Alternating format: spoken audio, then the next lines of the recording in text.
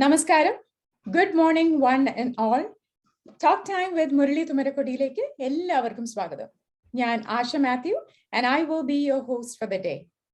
മിനസോട്ടയിലെ പ്രവാസികളായ നമ്മൾക്ക് MMA ഒരു സംഘടന മാത്രമല്ല, മറിച്ച് it's a home away from home. അതുകൊണ്ട് തന്നെ ഈ ടോക്ക് ഷോ MMA-ക്ക് എന്ന പോലെ തന്നെ നമ്മൾക്കും ഏറെ പ്രിയപ്പെട്ടതാണ്. And you being here today speaks a million words. So thank you. അടുത്തതായി I would like to call upon our dear President of MMA, Mr. Manoj Prabhu, for the welcome address. Manoj, over to you.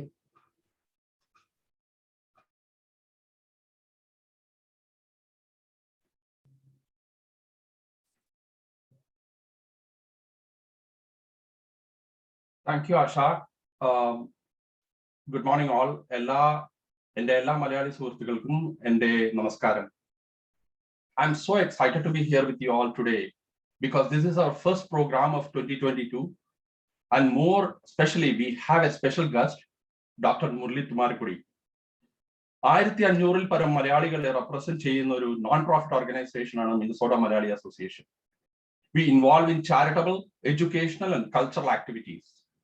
Some of the projects to highlight are our charitable association with Australia, RCC Trivandrum, Kerala Chief Minister's Distress Relief Fund, Kerala Flood Relief Support, COVID-19 support, our oral history projects with Minnesota Historical Society, and our cultural and charitable engagement with the local and national organizations. Next 2 years, we'll be focusing on enhancing our community, our brand experience, and sustenance for change. നമ്മുടെ ഇന്നത്തെ guest doctor Thummarukudy ആണ്. അദ്ദേഹം നമുക്ക് എല്ലാവർക്കും സുപരിചിതനാണ്. നമുക്കറിയാം അദ്ദേഹം വളരെ സരസമായി communicate ചെയ്യുന്ന ഒരു വ്യക്തിയാണ്. At the same time, he has been playing a lead role in the post-disaster response for the major disasters of 21st century. He is a thought leader. He makes a difference in the society with his valuable contribution. He has a PhD in engineering with 30 years of international experience in the field of environment and disaster management. He is an author of several books and 2018 Sahitya Academy Award winner.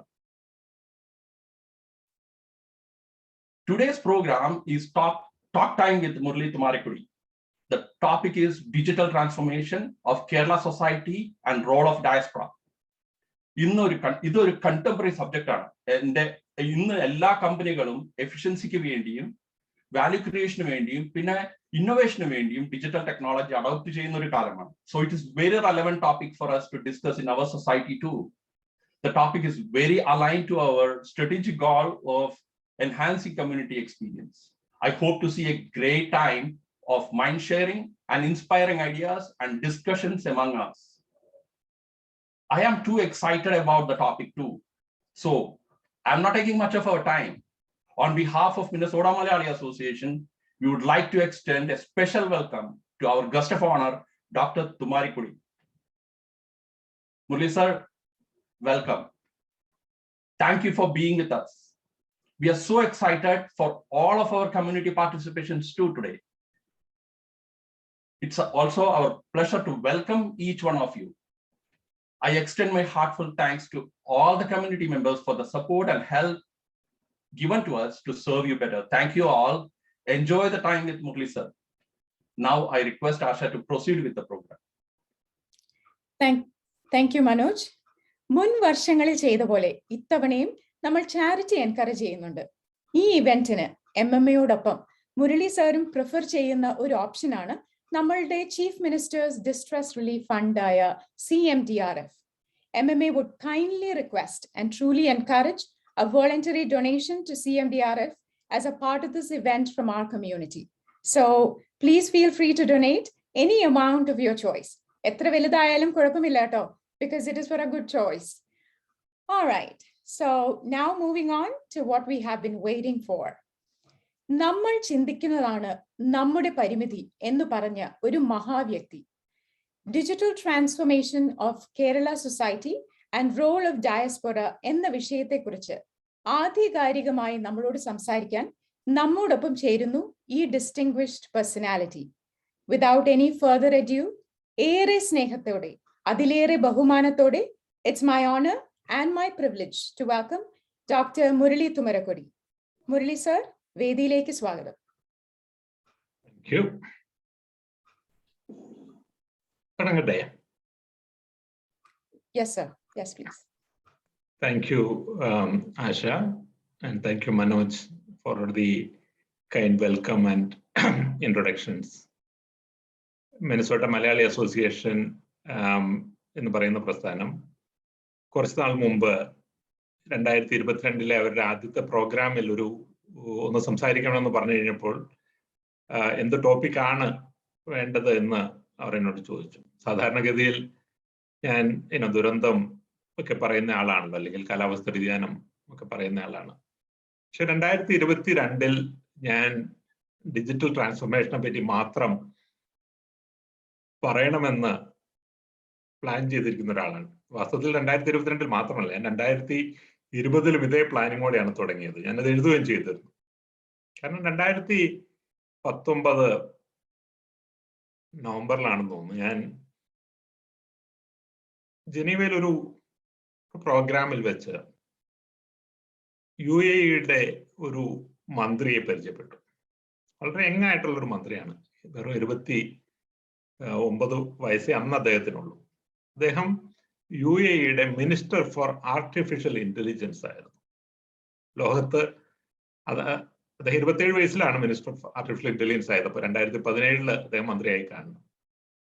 ലോകത്തിൽ ഒരു രാജ്യത്തിന് മാത്രമേ അന്നും, എനിക്ക് തോന്നുന്നു ഇന്നും, minister for artificial intelligence ഉള്ളൂ. അത്ര പ്രോഗ്രസീവായിട്ട് ആണ് കാര്യങ്ങൾ അവിടെ നടക്കുന്നത്. അതേ തരത്തിൽ കാര്യങ്ങൾ നാട്ടിൽ നടക്കണമെന്ന് എനിക്കൊരു ആഗ്രഹമുണ്ട്. അപ്പൊ അതുകൊണ്ട് ഈ ഡിജിറ്റൽ ട്രാൻസ്ഫോർമേഷൻ, ആർട്ടിഫിഷ്യൽ ഇന്റലിജൻസ് എന്നുള്ള ടോപ്പിക്കിനെ പറ്റി മാത്രമേ സംസാരിക്കുകയുള്ളൂ എന്ന് 2020 ഞാൻ പ്ലാൻ ചെയ്തിരുന്നതാണ്. പക്ഷെ നിർഭാഗ്യവശാൽ നിങ്ങൾക്കറിയാം, ഇവിടെ കോവിഡ് എല്ലാം വന്ന് 2 വർഷം നമ്മളുടെ എല്ലാവരുടെയും ജീവിതത്തിൽ നിന്ന് വൈപ്പ് ഔട്ടായി. പക്ഷെ അനവധി ആളുകൾ, മില്യൺസ് ഓഫ് ആളുകളുടെ ജീവിതം തന്നെ വൈപ്പ് ഔട്ടായ സാഹചര്യത്തിൽ നമ്മളുടെ 2 വർഷം വൈപ്പ് ഔട്ടായതിന് നമുക്ക് അത്രമാത്രം ഒന്ന് കംപ്ലൈന്റ് പറയാനില്ല. പക്ഷെ ഇന്ന് ഞാൻ സംസാരിക്കാൻ പോകുന്നത് ഡിജിറ്റൽ ട്രാൻസ്ഫോർമേഷനെ പറ്റിയിട്ടാണ്. മാത്രമല്ല അതിൽ ഡയാസ്പോറയുടെ ഒരു പ്രത്യേക റോളിനെ പറ്റി ആണ്. എന്താണ് ഡയാസ്പോറയ്ക്ക് ചെയ്യാനുള്ളത്? ഒരു 10-15 വർഷം മുമ്പ് ഞാൻ ഒരിക്കൽ വിയന്നയിലെ ഇന്റർനാഷണൽ ആറ്റോമിക് എനർജി ഏജൻസിയിൽ പോയിരുന്നു.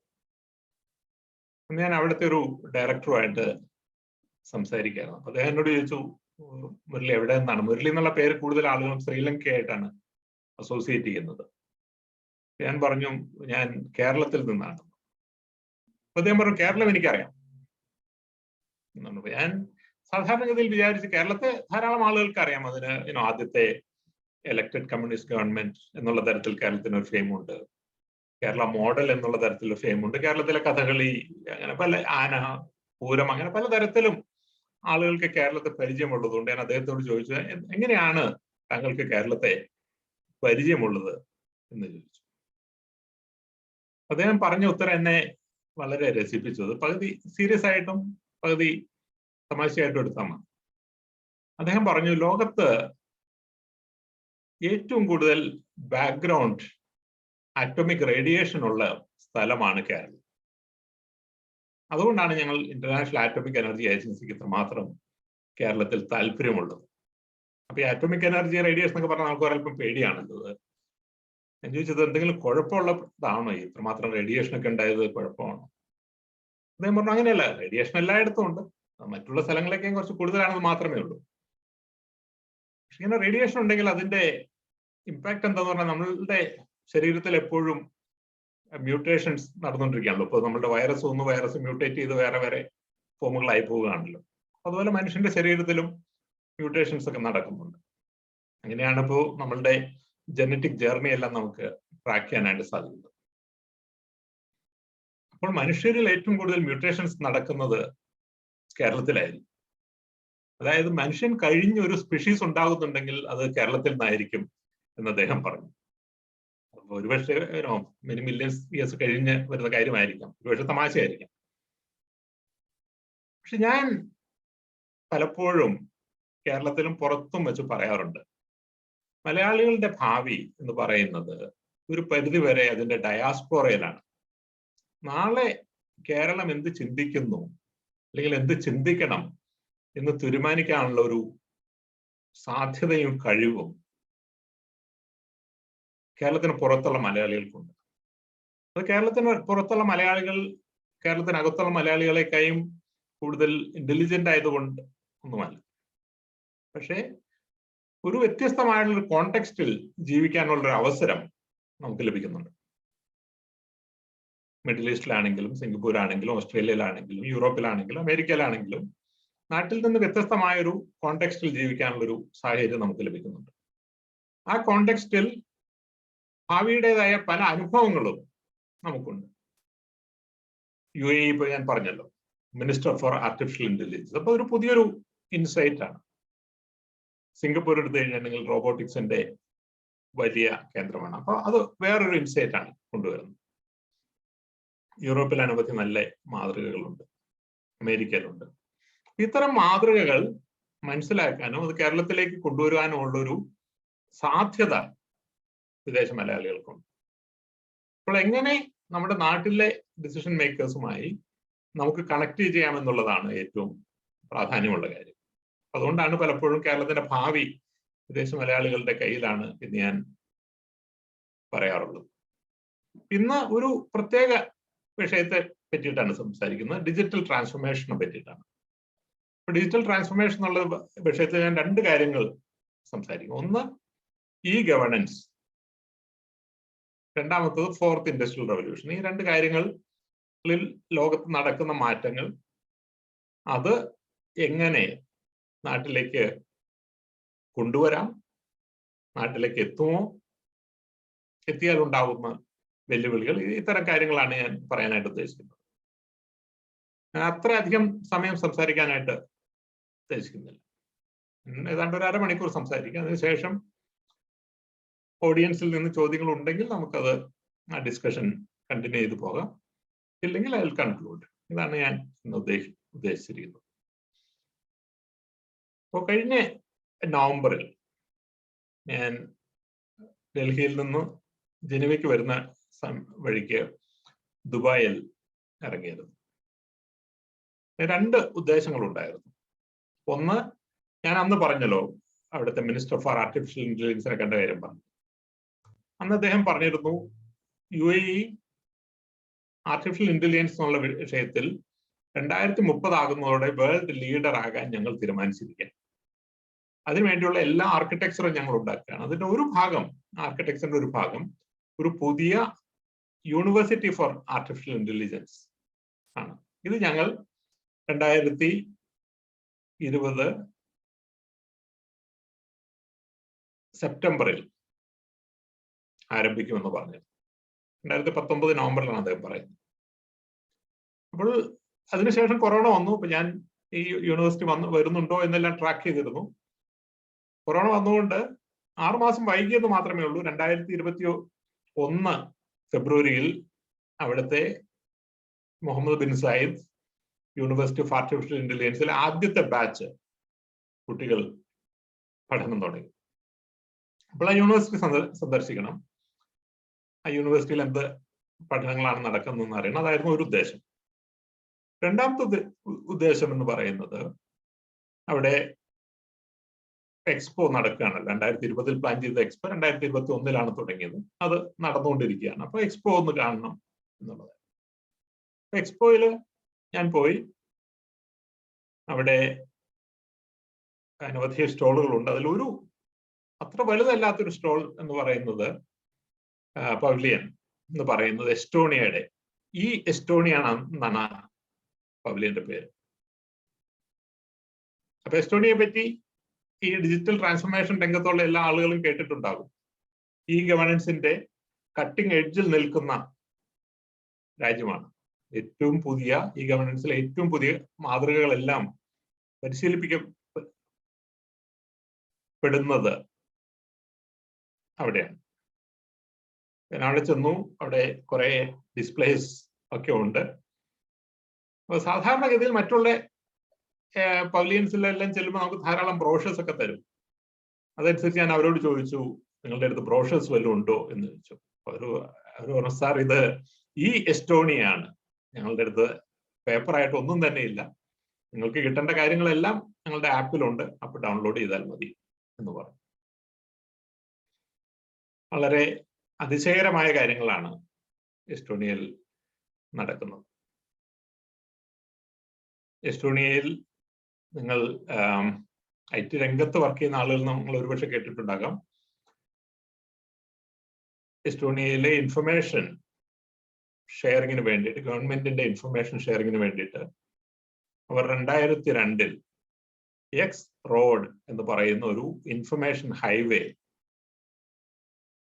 ഉണ്ടാക്കി. അപ്പോൾ ഗവൺമെന്റിലെ വിവിധ ഡിപ്പാർട്ട്മെന്റുകളിലെ ഡേറ്റ ഈ എക്സ് റോഡിലേക്ക് കണക്ട് ചെയ്യുന്ന ഒരു ഫിസിക്കൽ ഹൈവേ ആയിട്ട് നമുക്ക് കൺസീവ് ചെയ്യാവുന്നേ ഉള്ളൂ. എസ്റ്റോണിയ മുഴുവൻ നീണ്ടു കിടക്കുന്ന വിവിധ ഗവൺമെന്റ് ഡിപ്പാർട്ട്മെന്റുകൾക്ക് ഡേറ്റ അതിലേക്ക് കണക്ട് ചെയ്യാവുന്ന ഒരു ഇൻഫർമേഷൻ ഹൈവേ എക്സ് റോഡ് എന്നുള്ളതാണ്. അത് 2002 അവർ ഉണ്ടാക്കിയത്. എനിക്ക് തോന്നുന്നു 50 വ്യത്യസ്ത ഗവൺമെന്റ് ഡിപ്പാർട്ട്മെന്റുകൾ സ്ഥാപനങ്ങളുമാണ് അതിലേക്ക് ഡാറ്റ ഇൻപുട്ട് ചെയ്തത്. 2021 ആകുമ്പോൾ അതിൽ 50,000 സ്ഥാപനങ്ങളാണ് അതിലേക്ക് കണക്ട് ചെയ്തിരിക്കുന്നത്. 2000 പബ്ലിക് സർവീസുകളാണ് അതിൽ കൂടെ ജനങ്ങൾക്ക് ലഭ്യമാകുന്നത്. 1.5 ബില്യൺ ട്രാൻസാക്ഷൻ ആണ് അതിൽ പ്രതിവർഷം നടക്കുന്ന എസ്റ്റോണിയയുടെ പോപ്പുലേഷൻ എന്ന് പറയുന്നത് കേരളത്തിന്റെ 15-1 താഴെയാണ്. 15-1 താഴെ എന്നാൽ കേരളത്തിന്റെ 6% അല്ലെങ്കിൽ 5%. 2 മില്യൺ എന്തോ പോപ്പുലേഷൻ ഉണ്ട്. അപ്പൊ ഈ 2 മില്യൺ പോപ്പുലേഷനിൽ നിന്ന് 1.5 ബില്യൺ ട്രാൻസാക്ഷൻ ആണ് ഈ എസ്റ്റോണിയൻ എക്സ് റോഡിൽ പബ്ലിക് സർവീസായി ജനങ്ങൾക്ക് ലഭിക്കുന്നു. എസ്റ്റോണിയയിലെ ജനങ്ങൾക്ക് വേണ്ട 99% സർക്കാർ സേവനങ്ങളും 24/7 ആയി ലോകത്തെവിടെയുമുള്ള ഈ എക്സ് റോഡിൽ കണക്ട് ചെയ്യപ്പെട്ടിരിക്കുന്ന എസ്റ്റോണിയക്കാർക്ക് ലഭ്യമാണ്. അപ്പോൾ ഇത് ഓട്ടോണമസ് ആണ്, അസിൻക്രണസ് ആണ്. നമ്മളുടെ ഡിജിറ്റൽ ഐഡന്റിറ്റി ഉണ്ടെങ്കിൽ മാത്രമുണ്ടെങ്കിൽ നമുക്ക് ഗവൺമെന്റിൽ നിന്ന് കിട്ടേണ്ട ഏത് സേവനവും നമുക്ക് ഇഷ്ടമുള്ള സമയത്ത് നമുക്ക് റിക്വസ്റ്റ് ചെയ്യാം. മിക്കവാറും കാര്യങ്ങളെല്ലാം ഇലക്ട്രോണിക് ആയിട്ട് ഹ്യൂമൻ ഇന്റർഫേസ് ഇല്ലാതെ കിട്ടും. ഉണ്ടെങ്കിൽ തന്നെ അസിൻക്രണസ് ആയിട്ട് നമുക്ക് ചെയ്യാം. അപ്പോൾ വില്ലേജ് ഓഫീസിൽ നിന്ന് ഒരു ഡാറ്റ കിട്ടണമെങ്കിൽ വില്ലേജ് ഓഫീസ് വർക്ക് ചെയ്യേണ്ട സമയത്ത് അവിടെ പോകേണ്ട കാര്യമില്ല. നമുക്ക് ആവശ്യമുള്ള സമയത്ത് എക്സ് റോഡിൽ പോയാൽ മതി. അതാണ് ഇന്നത്തെ എസ്റ്റോണിയ. നിങ്ങൾ അമേരിക്കയിൽ ഉള്ള ആളുകളാണ്, നിങ്ങൾക്ക് ഇതിലെ അനവധി കാര്യങ്ങൾ നിങ്ങൾക്ക് പരിചയമുണ്ടാകും. പക്ഷെ ഞാൻ എങ്ങനെയാണ് 2021 ലോകത്തിന് മാതൃകയായ ഒരു സംവിധാനം എസ്റ്റോണിയയിൽ ഉണ്ടായത്, എങ്ങനെയാണ് ഇത്രമാത്രം ഫോർസൈറ്റഡ് ആയിട്ടുള്ള ലീഡേഴ്സ് അവിടെ ഉണ്ടായത് എന്ന് ഞാൻ അന്വേഷിക്കുകയായിരുന്നു. അപ്പോഴെന്നെ അതിശയിപ്പിക്കുന്ന ചില കാര്യങ്ങളുണ്ട്. അതായത് 1996 അവിടുത്തെ ഡേറ്റ പ്രൊട്ടക്ഷൻ ആക്ട് ഉണ്ടാകുന്നത്. 1996 26 വർഷം മുമ്പാണ് എന്ന് വിചാരിക്കണം. നമുക്ക് ഇന്നും അതായിട്ടില്ല. 1997 98 ഡേറ്റാബേസുകളെ പറ്റിയിട്ടുള്ള ആക്ട് വന്നു. 2000 അവരുടെ ഡിജിറ്റൽ ഐഡന്റിറ്റിയെ പറ്റിയുള്ള ആക്ട് വന്നു. 2001 ഡിജിറ്റൽ സിഗ്നേച്ചർ ലീഗൽ ആയിട്ടുള്ള ആക്ട് വന്നു. അപ്പോൾ ഈ 2021 നമ്മൾ കാണുന്ന ഈ ഡെവലപ്മെന്റുകൾ ഒന്നും തന്നെ പെട്ടെന്ന് ഉണ്ടായി വന്നതല്ല. വളരെ നാൾ മുമ്പ് സിസ്റ്റമാറ്റിക്കായി പ്ലാൻ ചെയ്ത് ഉണ്ടാക്കി എടുത്തതാണ്. അവിടെയാണ് ഇന്ന് എസ്റ്റോണിയ നിൽക്കുന്നത്. ലോകത്തിന് മാതൃകയായി മറ്റുള്ള രാജ്യങ്ങളിൽ നിന്നെല്ലാം ആളുകൾ, ഉദ്യോഗസ്ഥർ അങ്ങോട്ട് പ്രവഹിക്കുകയാണ് എങ്ങനെയാണ് അവർ കാര്യങ്ങൾ ചെയ്യുന്നത്. 2021 എസ്റ്റോണിയയിലെ ഈ ഇൻഫർമേഷൻ ഹൈവേയും നെയ്ബറിംഗ് ആയിട്ടുള്ള ഫിൻലാൻഡിലെ ഇൻഫർമേഷൻ ഹൈവേയും കണക്ട് ചെയ്യാനായിട്ട് അവർ തീരുമാനിച്ചു. And eventually, of course, other countries will be connected, and one day, hopefully, the whole world will be connected. so that, if I want to apply for a visa in Finland, I don't have to go anywhere. I can do at my own time, sitting in my own house, wherever I am, in an airport, under a mango tree, top of the hill, flying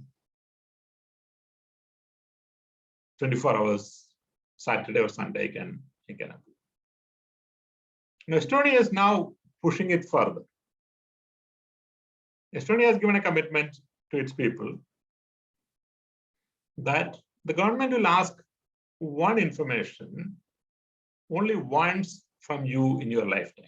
For example, if the government asks what's your date of birth, you only have to register that once. Then every government department, every time, all through your life, they will not ask you that question. Same about every other information, unless you change it. Of course, your address, you change it.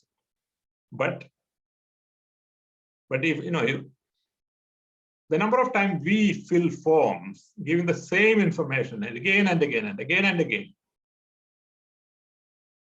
you can imagine. Every government department, we are giving the same information and nobody's talking to one another. But Estonia has made that commitment. One information only once. But they're going further. They're saying any information which the government has, the government will not ask you. For example, when a child is born in a hospital, the government already know the child is born in the hospital. So if they have to give you a child benefit, which many countries have, I don't know if it's in the US, but many European countries actually give a monthly allowance of 200 to 300 euros per child. So they said, if they have the hospital record that a child is born to you, then you don't have to apply for it.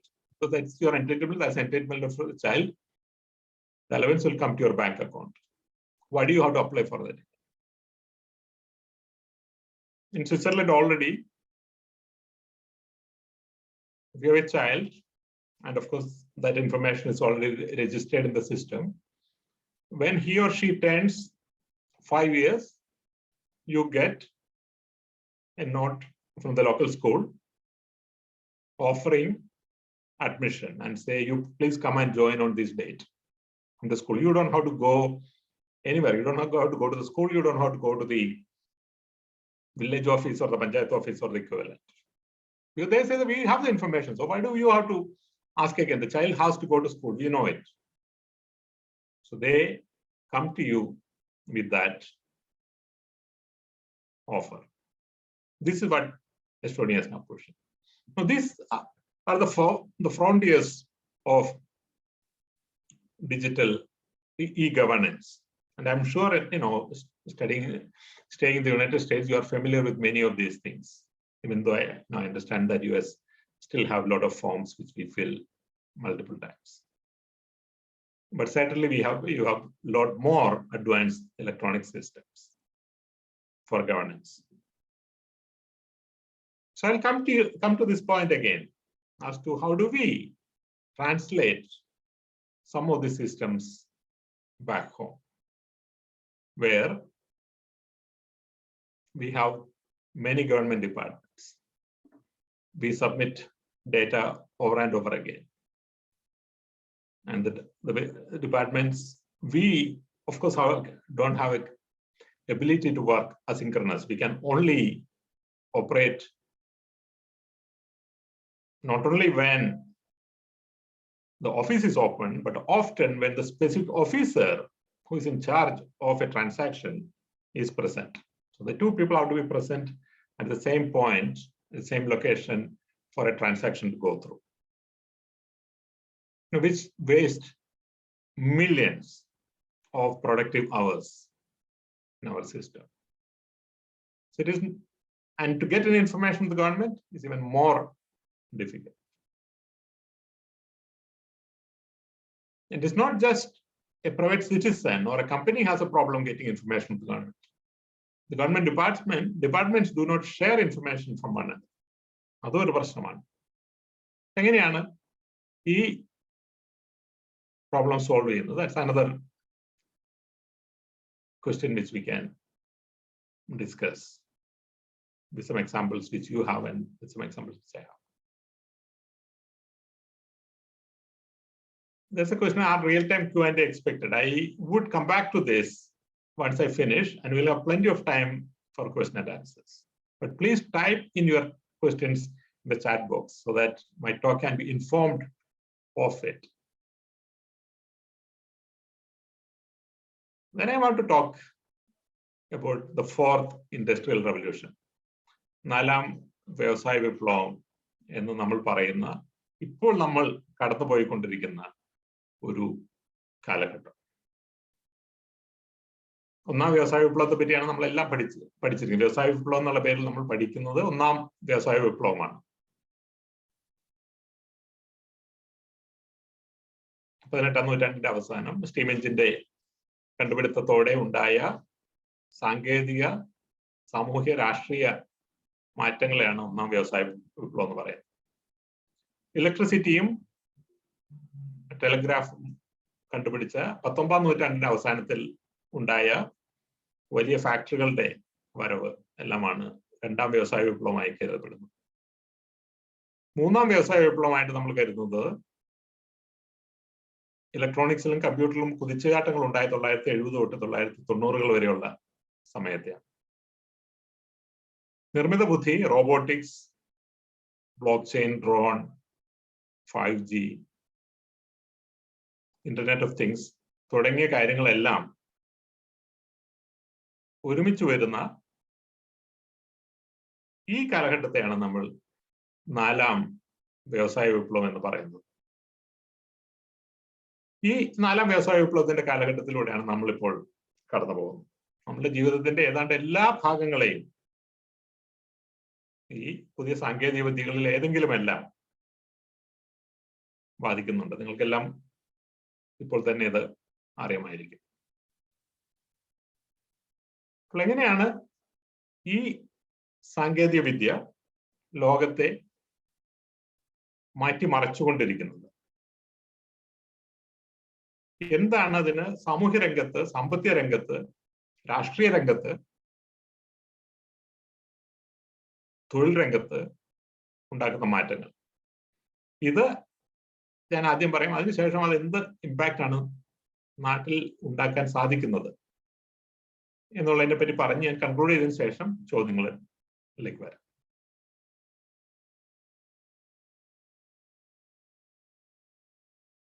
നാലാം വ്യവസായ വിപ്ലവത്തിന്റെ കാലത്തെ രണ്ട് പ്രധാനമായിട്ടുള്ള സാങ്കേതിക വിദ്യകൾ നിർമ്മിത ബുദ്ധിയും റോബോട്ടിക്സ് ആണ്. നിർമ്മിത ബുദ്ധി അനവധി മേഖലകളിൽ, നമ്മൾ പ്രതീക്ഷിക്കുന്നതും പ്രതീക്ഷിക്കാത്തതുമായ അനവധി മേഖലകളിൽ വലിയ തോതിലും വലിയ വേഗത്തിലും കടന്നു കയറുകയാണ്. ഒരു ഏറ്റവും എല്ലാവർക്കും മനസ്സിലാവുന്ന ഉദാഹരണം എന്ന് പറയുന്നത് ഓട്ടോണമസ് വെഹിക്കിൾ ആണ്, സ്വയം ഓടുന്ന വാഹനങ്ങൾ. ഇപ്പോൾ തന്നെ നിങ്ങളിൽ പലരും ടെസ്ലയുടെ എല്ലാം പുതിയ വണ്ടികൾ ഓടിക്കുന്നുണ്ടാവും. മിക്കവാറും ലൈൻ ചേഞ്ച് ഉൾപ്പെടെ സാധിക്കുന്ന, ഹൈവേയിൽ ഹാൻഡ്സ് ഓഫ് ഡ്രൈവിംഗ് സാധിക്കുന്ന വാഹനങ്ങൾ, ഫുള്ളി ഓട്ടോണമസ് ആയിട്ടുള്ള വാഹനങ്ങൾ ഇപ്പോൾ തന്നെ സാൻ ഫ്രാൻസിസ്കോയിലും ലണ്ടനിലും ഓടി നടക്കുന്നുണ്ട്. സ്വിറ്റ്സർലാൻഡിൽ ഒരു പബ്ലിക് ട്രാൻസ്പോർട്ട് വരെയുണ്ട് ഫുള്ളി ഓട്ടോണമസ്, ഒരു ഡ്രൈവർ പോലും ഇല്ലാത്ത ഒരു വാഹനമുണ്ട്. ഇത് ഉണ്ടാക്കുന്ന സാധ്യതകളും വെല്ലുവിളികളും ഉണ്ട്.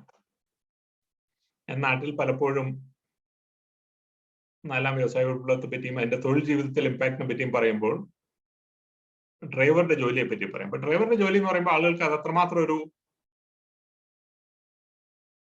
പേടിയില്ല. എന്താ പറഞ്ഞാൽ എന്റെയൊക്കെ തലമുറയിൽ ഡ്രൈവർ ആവുക എന്ന് പറഞ്ഞിട്ടുണ്ടെങ്കിൽ വലിയൊരു കാര്യമായിരുന്നു.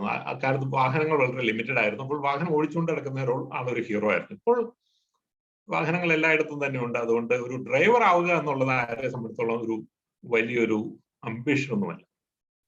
പക്ഷെ ഡ്രൈവർ എന്ന് പറയുമ്പോൾ നമ്മൾ കാർ ഓടിക്കുന്ന ഡ്രൈവർ, ടാക്സി ഓടിക്കുന്ന ഡ്രൈവർ, ഓട്ടോറിക്ഷ ഓടിക്കുന്ന ഡ്രൈവർ മാത്രമല്ല, മെട്രോ, ട്രെയിൻ ഓടിക്കുന്ന ലോക്കോ പൈലറ്റ്, മെട്രോ ഓടിക്കുന്ന, വിമാനം ഓടിക്കുന്ന, ഈ തരത്തിലുള്ള എല്ലാ തൊഴിലുകളും തീർച്ചയായിട്ടും ഇല്ലാതാകാൻ പോകുന്ന ജോലികളാണ്. 2013 ഓക്സ്ഫോർഡിലെ Martin School the future of employment എന്ന് പറയുന്ന ഒരു റിപ്പോർട്ട് പുറത്തിറങ്ങി. റിപ്പോർട്ടിൽ അവർ പറയുന്നത് ലോകത്ത് ഇന്ന് നിലനിൽക്കുന്ന ഏതാണ്ട് 800 തൊഴിൽ ശാഖകളിൽ 46% ജോലികളും 2030 ആകുന്നതോടെ ഇല്ലാതാകാൻ. 2013 റിപ്പോർട്ടാണ്. അന്ന് അധികം ആളുകൾ അത് വിശ്വസിച്ചിരുന്നില്ല. അത് അല്പം സ്കെയർ മോങ്കറിംഗ് ആണ് എന്നുള്ള അർത്ഥത്തിലാണ് പറഞ്ഞിരുന്നത്. പക്ഷേ കൊറോണയുടെ കാലത്ത് 3.2 ബില്യൺ ആളുകളാണ് ലോകത്ത് പ്രൊഡക്റ്റീവ് വർക്ക് ഫോഴ്സ് എന്ന് പറയുന്നത്. അതിൽ പകുതി ആളുകളുടെ തൊഴിൽ കൊറോണ കാരണം അഫക്റ്റഡ് ആയി. 10% ജോലികൾ ഇല്ലാതെ, 8.5%, അത് 300 മില്യൺ ജോലികളാണ് ഇല്ലാതായത്. ആ ജോലികൾ തിരിച്ചു വരില്ല എന്നാണ് പ്രതീക്ഷിക്കപ്പെടുന്നത്. 2019 2020 വേൾഡ് എക്കണോമിക് ഫോറവും ഇന്റർനാഷണൽ ലേബർ ഓർഗനൈസേഷൻ ഇതേ കാര്യം തന്നെ വീണ്ടും വീണ്ടും എംഫസൈസ് ചെയ്തിട്ടുണ്ട്. തൊഴിലുകൾ വലിയ തോതിൽ ഇല്ലാതാകാൻ പോകുന്നുണ്ട്. തീർച്ചയായിട്ടും പുതിയ തൊഴിലുകൾ ഉണ്ടാകും. നമ്മൾ ഈ പണ്ടെല്ലാം പറഞ്ഞു കേട്ടിട്ടുണ്ട്, തയ്യൽ മെഷീൻ കണ്ടുപിടിച്ച കാലത്ത് തൊട്ട്, വാഹനങ്ങൾ കണ്ടുപിടിച്ച കാലം തൊട്ട് സാങ്കേതിക വിദ്യ തൊഴിലുകളെ ഇല്ലാതാക്കുമോ, കമ്പ്യൂട്ടർ തൊഴിലുകളെ ഇല്ലാതാക്കുമോ, കമ്പ്യൂട്ടറിനെതിരെ സമരം നടത്തിയ കഥകളൊക്കെ നമ്മൾ കേട്ടിട്ടുണ്ട്. അതുകൊണ്ട് തന്നെ നിർമ്മിത ബുദ്ധി തൊഴിലുകളെ ഇല്ലാതാക്കുമെന്ന് പറയുമ്പോൾ, റോബോട്ടിക്സ് തൊഴിലുകളെ ഇല്ലാതാക്കുമെന്ന് പറയുമ്പോൾ ആളുകൾ പറയുന്നത് കമ്പ്യൂട്ടറിന്റെ കാലത്തെ പോലും സ്കെയർ അല്ലേ എന്ന് വിശ്വസിക്കുന്ന ആളുകളുണ്ട്. തീർച്ചയായിട്ടും പുതിയ തൊഴിലുകൾ ഉണ്ടാകും. നമ്മൾ ഇന്ന് കേട്ടിട്ടില്ലാത്ത തരത്തിലുള്ള തൊഴിലുകൾ ഉണ്ടാവും. ഡാറ്റാ സയൻസ് എന്ന് പറയുന്നത് നമ്മളിപ്പോൾ കേട്ടു തുടങ്ങിയിട്ടുള്ളൂ. ഡ്രോൺ പൈലറ്റ് എന്ന് പറയുന്നത് നമ്മൾ കേട്ടു തുടങ്ങിയിട്ടുള്ളൊരു തൊഴിൽ ശാഖയാണ്. പക്ഷേ നമ്മൾ കേട്ടിട്ട് പോലും ഇല്ലാത്ത പുതിയ തൊഴിലുകൾ തീർച്ചയായിട്ടും ഉണ്ടാകും. അതിൽ സാമൂഹ്യമായ വെല്ലുവിളി, എത്രമാത്രം ജോലികൾ ഇല്ലാതാകുമോ അത്രമാത്രം തൊഴിലുകൾ ഉണ്ടാകുമോ, ഇതാണ് ഒന്നാമത്തെ ചോദ്യം. രണ്ടാമത്തെ ചോദ്യം, ആരുടെ തൊഴിലുകളാണ് ഇല്ലാതാകുന്നത്, അവർക്ക് എത്തിപ്പിടിക്കാവുന്ന തൊഴിലുകളായിരിക്കും പുതുതായിട്ടുണ്ടാകുന്നത്. ഈ രണ്ട് ചോദ്യങ്ങളും കൂടി ഉത്തരം പറഞ്ഞാൽ മാത്രമേ അതിന്റെ സാമൂഹ്യമായിട്ടുള്ള, അപ്പോൾ ഒരു ഇക്വലന്റ് നമ്പർ ഉണ്ടാകുക എന്നുള്ളത് മാത്രം പ്രസക്തമല്ല. ഒരു ഡ്രെയിനിൽ ഇറങ്ങി ഓട ക്ലീൻ ആക്കുന്ന ആളുകളുടെ ജോലി നിർമ്മിത ബുദ്ധിയാൽ കൺട്രോൾ ചെയ്യപ്പെടുന്ന ഒരു റോബോട്ട് ഏറ്റെടുക്കും എന്ന് പറഞ്ഞു കഴിഞ്ഞിട്ടുണ്ടെങ്കിൽ, എന്നാൽ ഈ ഓട ക്ലീൻ ആക്കുന്ന ആളുകളെ നാളെ തൊട്ട് റോബോട്ട് കൺട്രോൾ ചെയ്യുന്ന ആളുകളാക്കുക എന്ന് പറയുന്ന തരത്തിലുള്ള സ്കില്ലിംഗ് പോസിബിൾ ആണോ എന്നുള്ളൊരു ചോദ്യമാണ്.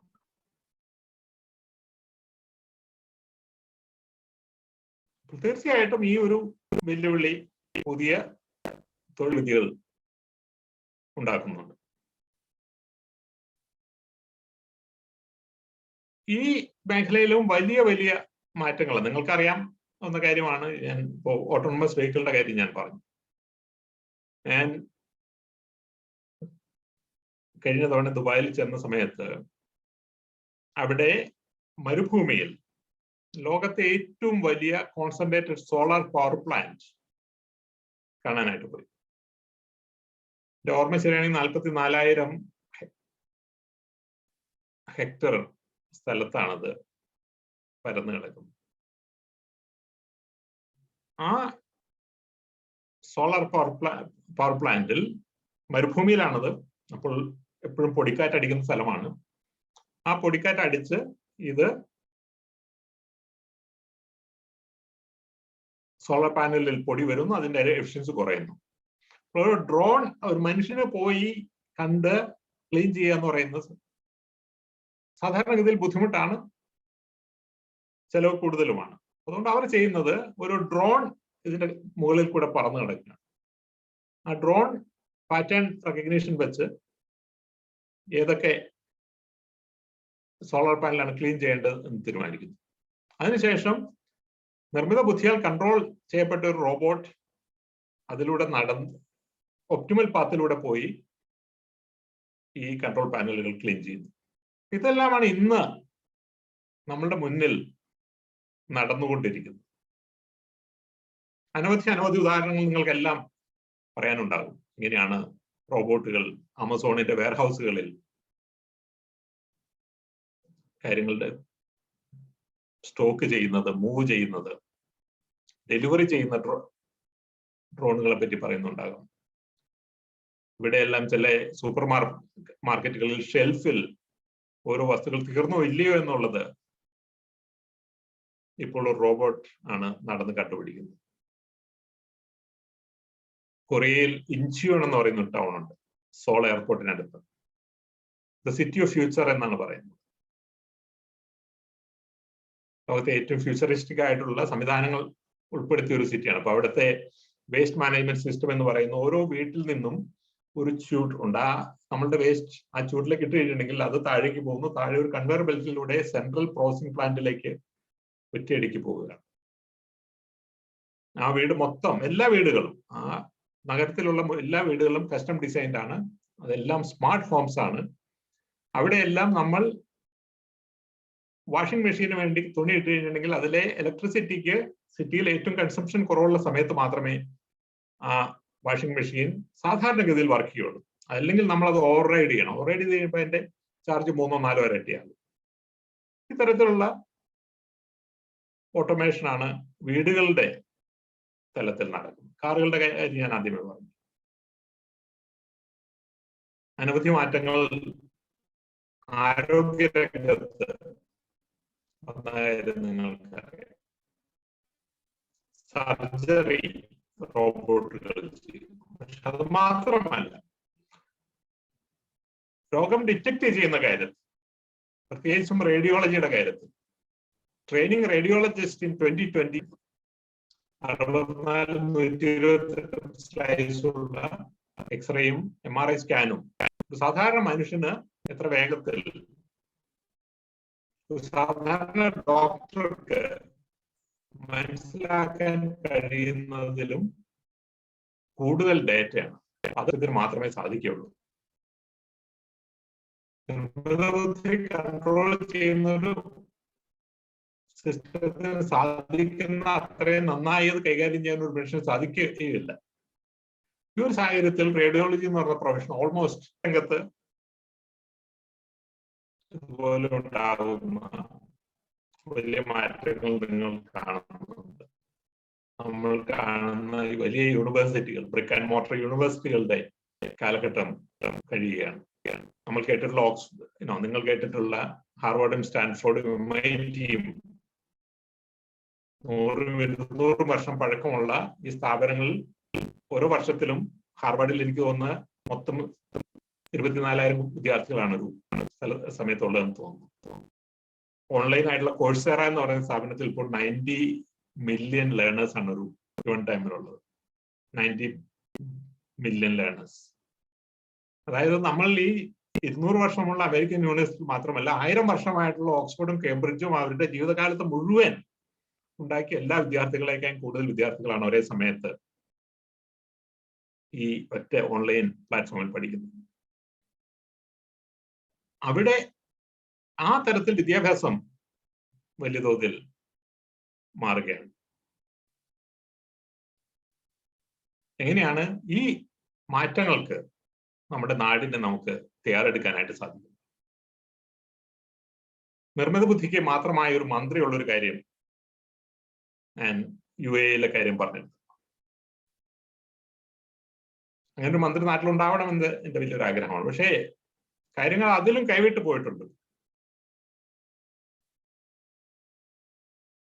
കോർപ്പറേറ്റ് സ്ഥാപനങ്ങളിൽ ഡയറക്ടർ ബോർഡിൽ നിർമ്മിത ബുദ്ധി ഉപയോഗിച്ച്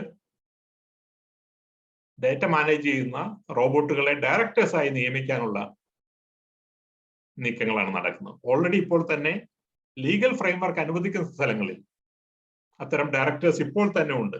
അപ്പോൾ അവരുടെ ഓർഗനോഗ്രാമിൽ ഈ ഡയറക്ടറുടെ പേര് തന്നെ ഈ റോബോട്ടിന്റെ പേരാണ് വച്ചിരിക്കുന്നത്. കുറെ മനുഷ്യരും കുറെ റോബോട്ടുകളും. അതാണ് ഒരു ഓർഗാനോഗ്രാം, ഒരു കോർപ്പറേറ്റ് ഓർഗാനോഗ്രാം എന്ന് പറയുന്നത്. ഇത് മറ്റു രാജ്യങ്ങളിലേക്ക് വരാത്തത് ആ തൊഴിൽ ചെയ്യാൻ അവരെ കൊണ്ട് സാധിക്കാത്തതുകൊണ്ടല്ല. അതിനുള്ള ലീഗൽ ഫ്രെയിംവർക്ക് ഇല്ലാത്തത് കൊണ്ടാണ്. അതിന്റെ ലീഗൽ ലയബിലിറ്റിയുള്ള ചില ചോദ്യങ്ങളെല്ലാം ഇനിയും ഓപ്പൺ ആവാത്തതുണ്ട്. പക്ഷെ അതെല്ലാം മാറാൻ പോവുകയാണ്. എന്റെ വിശ്വാസം 10 വർഷത്തിനകം നിർമ്മിത ബുദ്ധി ഒരു മന്ത്രിയെ മാത്രമല്ല, നിർമ്മിത ബുദ്ധിയായ ഒരു മന്ത്രി തന്നെ ഏതെങ്കിലും ഒരു രാജ്യത്തുണ്ടായിരുന്നു. ഒരു മിനിസ്റ്റർ ഓഫ് ഡിഫൻസിന്റെ ജോലി എന്ന് പറയുന്നത് വളരെ കോംപ്ലക്സ് ആയിട്ടുള്ള ഒരു ജോലിയാണ്. അനവധി ഇൻപുട്ടുകൾ അദ്ദേഹത്തിന് വരുന്നു. അതെല്ലാം പ്രോസസ് ചെയ്തതിനു ശേഷം വേണം ഒരു തീരുമാനം എടുക്കാനായിട്ട്. ആ തീരുമാനം എടുക്കാൻ ഒരുപക്ഷെ മനുഷ്യനേക്കാൾ കൂടുതൽ നന്നായി നിർമ്മിത ബുദ്ധിക്ക് സാധിച്ചു എന്ന് വരും. അപ്പൊ അങ്ങനെ വരികയാണെങ്കിൽ അങ്ങനെ ഒരു മന്ത്രി ഉണ്ടാകുമോ? അങ്ങനെ ഒരു മന്ത്രി ഉണ്ടായാൽ ആ മന്ത്രി ഇലക്ഷൻ നിൽക്കുമോ? റോബോട്ടിനെ ആളുകൾ എലക്ട് ചെയ്യുന്ന ഒരു കാലം വരുമോ? ഇതൊക്കെയാണ് ഫ്യൂച്ചറിൽ വരാൻ പോകുന്നത്. പക്ഷെ ഞാൻ തിരിച്ചു വരുന്ന കേരളത്തിലേക്കാണ്. ഞാൻ യൂറോപ്പിൽ താമസിക്കുന്നു, നിങ്ങൾ അമേരിക്കയിൽ താമസിക്കുന്നു.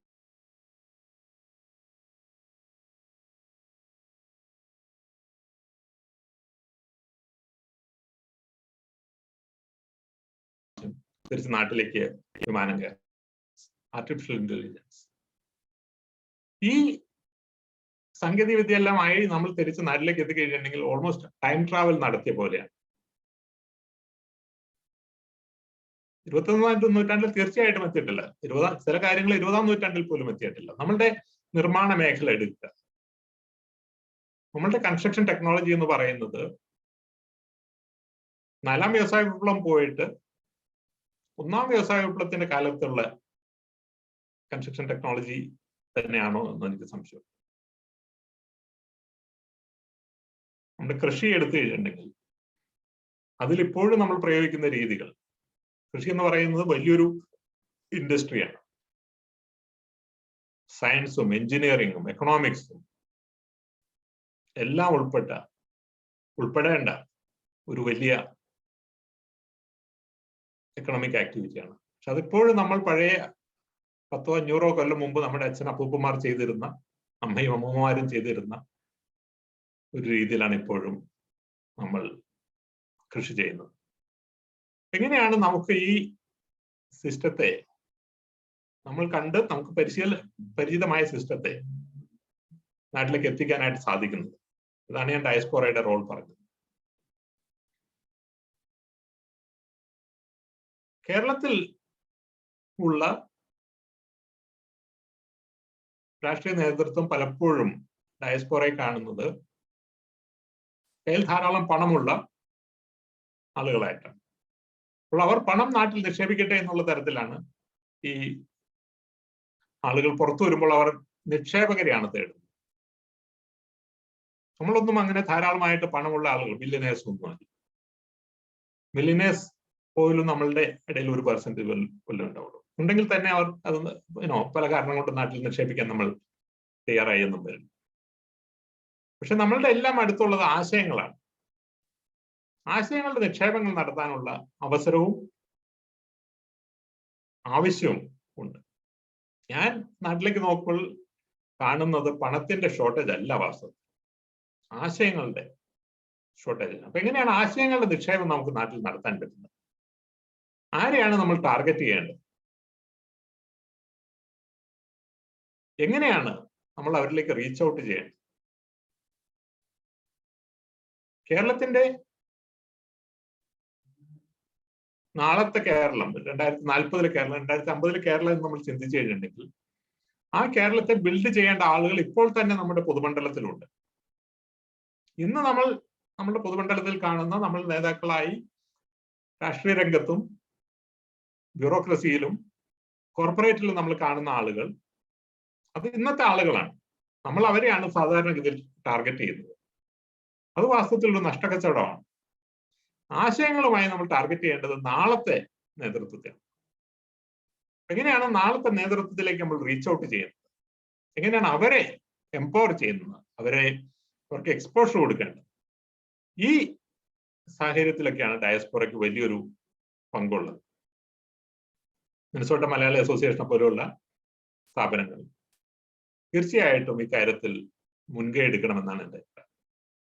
നിങ്ങളുടെ ഈ നോർത്ത് അമേരിക്കയിലുള്ള എല്ലാ മലയാളി അസോസിയേഷനിലും സിസ്റ്റമാറ്റിക് ആയി നമ്മളുടെ നാളത്തെ കേരളത്തെ ഡിസൈൻ ചെയ്യാനുള്ള ആളുകളെ വേണ്ടത്ര എക്സ്പോഷർ കൊടുത്ത് എംപവർമെന്റ് കൊടുത്ത് ആശയങ്ങളെ സമ്പുഷ്ടമാക്കിയാൽ അത് നാളത്തെ കേരളത്തെ മാറ്റിമറിക്കും. ലോകത്ത് നമുക്ക് പരിചിതമായ രീതികൾ അവർക്ക് പരിചിതമാക്കി കഴിഞ്ഞാൽ അത് അവർക്ക് അവസരം വരുന്ന സമയത്ത് അവരുടെ ഡൊമൈൻ ഓഫ് ഇൻഫ്ലുവൻസിൽ മാറ്റങ്ങൾ ഉണ്ടാക്കാനായിട്ട് അവർ ശ്രമിക്കും. അങ്ങനെ കേരളം മാറും. കേരളം മാറ്റാൻ സാധിക്കുമെന്ന് 100% വിശ്വസിക്കുന്നതുകൊണ്ടാണ് ഞാൻ എല്ലാ സമയവും റെഗുലറായി എന്തൊക്കെ നെഗറ്റീവ് ഫീഡ്ബാക്കുകൾ നാട്ടിൽ നിന്ന് വരുമ്പോഴും കേരളത്തെ പറ്റി വലിയ പ്രതീക്ഷകൾ കൊണ്ടു നടക്കുന്നതും അതിനുവേണ്ടി ശ്രമിക്കുന്നതും. ഞാൻ നിർത്തുകയാണ്. മോഡറേറ്ററുടെ മോഡറേറ്റർ വഴിയാണ് ചോദ്യങ്ങൾ വരേണ്ടത്. നേരിട്ട് ചോദിക്കാം, അല്ലെങ്കിൽ മോഡറേറ്റർ ചോദിച്ചാൽ മതി, ഞാൻ ഉത്തരം പറയാം. Thank you. Thank you sir. വളരെ ഇൻഫർമേറ്റീവ് ആയിട്ടുള്ള ഒരു സെഷൻ ആയിരുന്നു. കൂടാതെ അങ്ങ് ഞങ്ങളിൽ കുറച്ച് ഉത്തരവാദിത്തങ്ങളും ഏൽപ്പിച്ചിട്ടുണ്ട്. അപ്പൊ അതുകൊണ്ട് എപ്പോഴും നമ്മൾക്ക് ഉത്തരവാദിത്തം വരുമ്പോൾ നമ്മളത് ഓണർഷിപ്പ് എടുക്കുമല്ലോ. We take it as our own. അപ്പോ thanks for reminding us and telling us what our responsibilities are towards transforming Kerala into a more digital world. Smart homes, autonomous cars എല്ലാം നിറഞ്ഞ ഒരു നല്ലൊരു digitally transformed ആയിട്ടുള്ള ഒരു പുതിയ കേരളത്തിനായി ഞങ്ങളും ഞങ്ങളുടേതായ രീതിയിലുള്ള കോൺട്രിബ്യൂഷൻസ് നടത്തുമെന്ന് ഞങ്ങൾ ആഗ്രഹിക്കുകയാണ്. സോ ഇനി നമ്മൾ Q&A സെഷൻ ആണ്. So Muralee sir is kind enough to hang out with us and to answer any questions. അപ്പൊ അതുകൊണ്ട് റിലേറ്റഡ് നമ്മൾ ഇന്ന് സംസാരിച്ച ടോപ്പിക്കിന് റിലേറ്റഡ് ആയിട്ടുള്ള എന്ത് ക്വസ്റ്റ്യൻസ് ഉണ്ടെങ്കിലും please feel free to ask the questions. അപ്പം ആദ്യം നമ്മൾ എന്താ ചെയ്യണമെന്ന് വെച്ചിട്ടുണ്ടെങ്കിൽ RSVP ചെയ്തപ്പം കമ്മ്യൂണിറ്റിയിലെ കുറച്ച് പേര് ഞങ്ങൾക്ക് RSVPയുടെ കൂടെ തന്നെ കുറച്ച് ക്വസ്റ്റ്യൻസും അയച്ചിട്ടുണ്ടായിരുന്നു. അപ്പൊ നമ്മൾ ആ ക്വസ്റ്റ്യൻസ് ആണ് നമ്മൾ ആദ്യം തുടങ്ങുന്നത്. So for everyone here, what I would do is I would just call out your name, and then if you would like to go ahead and say the questions out loud, you can do that, and we would prefer that if you can ask the questions directly, and if you can't, then we will go ahead and ask the questions for you. Appam aadyam Godhan uncle aanu. Godhan uncle, would you like to ask your question? They mute ആണ്. Unmute, okay. Thank you. Murali പറഞ്ഞതിൽ നിന്ന് അനവധി കാര്യങ്ങൾ പഠിച്ചു. ഞാൻ എന്ന് പറഞ്ഞാൽ ഞാനൊരു കണ്ടറിയാലോ, മണ്ണെണ്ണ വിളക്കിൽ സ്കൂളിൽ പഠിച്ച ആളാണ്. കാളവണ്ടി ആയിരുന്നു അന്നത്തെ ഏറ്റവും വലിയ യാത്ര. അത് കഴിഞ്ഞ് ഇപ്പൊ അമേരിക്കയിൽ കുറെ കാലമായി ഇവിടെ എത്തിയത്. ആദ്യമായിട്ട് പറയാനുള്ളത് ആ നിർമ്മിത ബുദ്ധി എന്നുള്ള വാക്ക് മുരളിയുടെ നിന്നാണ് പഠിച്ചത്. അത് വളരെ നന്നായി. ആർട്ടിഫിഷ്യൽ ഇന്റലിജൻസിനേക്കാളും ശരിക്ക് അർത്ഥവത്തായിട്ടുള്ള വാചകമാണത്. പിന്നെ ഒരു പേഴ്സണൽ ക്വസ്റ്റ്യൻ. എൻ്റെ ഒരു ക്ലാസ്മേറ്റ് ഒരു രാജേന്ദ്രൻ കോളേജിൽ പഠിപ്പിച്ചിരുന്നു. മുരളിക്ക് അറിയോ? അറിയാം. രാജേന്ദ്രൻ സാർ, ഞാൻ രാജേന്ദ്രൻ സാറിനെ പറ്റി എപ്പോഴും പറയാറുണ്ട്. ഈ പ്രത്യേകിച്ചും ഈ ഒരു പുതിയ ഓൺലൈൻ ടീച്ചിങ്ങിന്റെ സാഹചര്യത്തിൽ രാജേന്ദ്രൻ സാർ ഞങ്ങൾക്ക് ജോമെട്രിക്കൽ ഡ്രോയിങ് ആണ് എടുത്തുകൊണ്ടിരുന്നത്. അപ്പൊ അദ്ദേഹം വളരെ സ്ട്രിക്റ്റ് ആയിട്ടുള്ള ഒരു സാറായിരുന്നു, പക്ഷെ ഭയങ്കര ക്ലിയർ ആയിട്ടുള്ള കൺസെപ്റ്റ് ആയിരുന്നു. ഞങ്ങൾക്കൊന്ന് 6 ബാച്ചുകളാണ് എഞ്ചിനീയറിംഗിൽ ഉള്ളത്. സിവിൽ, മെക്കാനിക്കൽ, ഇലക്ട്രിക്കൽ ഓരോന്നിലും 2 ബാച്ച് വെച്ചിട്ട്. അദ്ദേഹത്തിന് 2 ക്ലാസ്സുകളെ അദ്ദേഹം ഈ 3D ഡ്രോയിങ്, ജോമെട്രിക്കൽ ഡ്രോയിങ് എടുക്കുള്ളൂ. മറ്റു 4 ക്ലാസ്സുകൾ എടുക്കുന്ന മറ്റ് അധ്യാപകരാണ്. ഇദ്ദേഹത്തിന്റെ ക്ലാസ്സിൽ വരുന്ന 90% ആളുകളും ആ കോഴ്സ് പാസ്സാക്കും.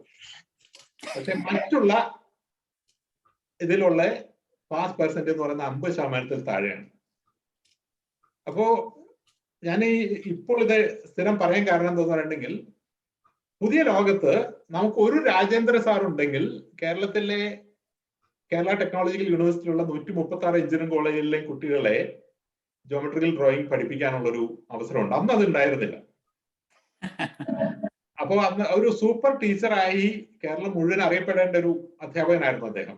കാരണം അദ്ദേഹത്തിന് അത്രയും ക്ലിയർ ആയി ജോമെട്രിക്കൽ ഡ്രോയിങ് അറിയാവുന്ന ഒരാള് അതിന് മുമ്പ് അതിന് ശേഷം ഒക്കെ ഉണ്ടായിരുന്നില്ല. അദ്ദേഹം ഞങ്ങൾക്ക് പ്രിയപ്പെട്ട ഒരു സാറായിരുന്നു പറയാൻ പറ്റില്ല. സാറ് വളരെ റഫ് ആയ ഒരു സാറായിരുന്നു, പക്ഷേ വളരെ എഫിഷ്യന്റ് ആയിട്ടുള്ള ഒരു അധ്യാപകനായിരുന്നു. Thank you. വളരെ സന്തോഷം. പിന്നെ ദുബായിലത്തെ പവർ സിസ്റ്റം മുഴുവനും പിന്നെ പ്രത്യേകിച്ച് സോളാർ പവർ പാനല് എൻ്റെ ഒരു ക്ലാസ്മേറ്റ്, വേറൊരു ക്ലാസ്മേറ്റ് KH സുന്ദരത്തിന് വളരെ കാര്യമായിട്ടുള്ള കൈയുണ്ട്. അടുത്ത കാലം വരെ അവിടുത്തെ ഷെയ്ഖിനോട് അദ്ദേഹം ഇത് ചെയ്തിരുന്നു. പിന്നത്തെ ക്വസ്റ്റ്യൻ, എനിക്ക് ഒരു ക്വസ്റ്റ്യൻ കൂടി ഉണ്ട്. അതൊരു കുറച്ച് ഫിലോസോഫിക്കലാണ്. ഞാൻ അടുത്ത കാലത്ത് സർവപ്രിയാനന്ദ എന്ന ഒരു സ്വാമി പറഞ്ഞത്, ഈ മറ്റേ ആർട്ടിഫിഷ്യൽ ഇന്റലിജൻസ് വരുന്നതിൻ്റെ കൂടെ മനുഷ്യർക്ക് എന്താണ് ചേഞ്ച് ചെയ്യുക എന്നുള്ളതാണ്. ഈ സബ്ജക്റ്റിന്റെ കുറച്ച് ഡിഫറെൻ്റ് ആണ്, പക്ഷെ നമ്മളുടെ ആൾട്രൂയിസം, നമ്മളെ തന്നെ മനസ്സിലാക്കുന്നത്, അങ്ങനത്തെ പല കാര്യങ്ങളും ഈ ആർട്ടിഫിഷ്യൽ ഇന്റലിജൻസ് അല്ലെങ്കിൽ നിർമ്മിത ബുദ്ധി ഉപയോഗിക്കുമ്പോൾ പ്രോബ്ലം ആയിട്ട് ബാക്കിയുള്ളവരായിട്ടുള്ള കണക്ഷൻ ഇപ്പൊ തന്നെ ഈ നമ്മളുടെ പലതുകൊണ്ടും വിഷമങ്ങൾ വരുന്നുണ്ട് ഇപ്പോഴത്തെ കമ്മ്യൂണിക്കേഷൻ സിസ്റ്റം കൊണ്ട്. എന്നുവെച്ചാൽ പേഴ്സൺ ടു പേഴ്സൺ കമ്മ്യൂണിക്കേഷൻ ഇല്ലാത്ത കാരണം. എന്തെങ്കിലും അതിന് എന്തെങ്കിലും പറയാനുണ്ടോ മുരളിക്ക്? ഫിലോസഫി വാസ്തവത്തിൽ എനിക്ക് കൂടുതൽ ഇഷ്ടമുള്ള കാര്യമാണ് ഈ നിർമ്മിത ബുദ്ധിയൊക്കെയും സാങ്കേതിക വിദ്യയൊക്കെയും ഒക്കെ. അപ്പോ സെറ്റ്ലി നമുക്ക് എത്ര സമയം വേണമെങ്കിലും സ്പെൻഡ് ചെയ്യാം. പക്ഷെ ഈ നിർമ്മിത ബുദ്ധിയുടെ കാര്യത്തിൽ ഇത് ചെയ്യാൻ പോകുന്ന ഒരു പോസിബിൾ ട്രാജക്ടറി എന്ന് പറയുന്നത് തൊഴിലുകളെ വലിയ വേഗത്തിൽ അങ്ങ് ഡിസ്ട്രോയ് ചെയ്യും. നമ്മൾ വിചാരിക്കുന്നതിലും വേഗത്തിൽ 90% ആളുകൾക്കും പ്രത്യേകിച്ചും തൊഴിലൊന്നും ചെയ്യേണ്ട ഒരു ആവശ്യമില്ലാത്തൊരു സാഹചര്യം വരും. അതിന്റെ അർത്ഥം ആളുകൾ പട്ടിണിയാകും എന്നുള്ളതല്ല.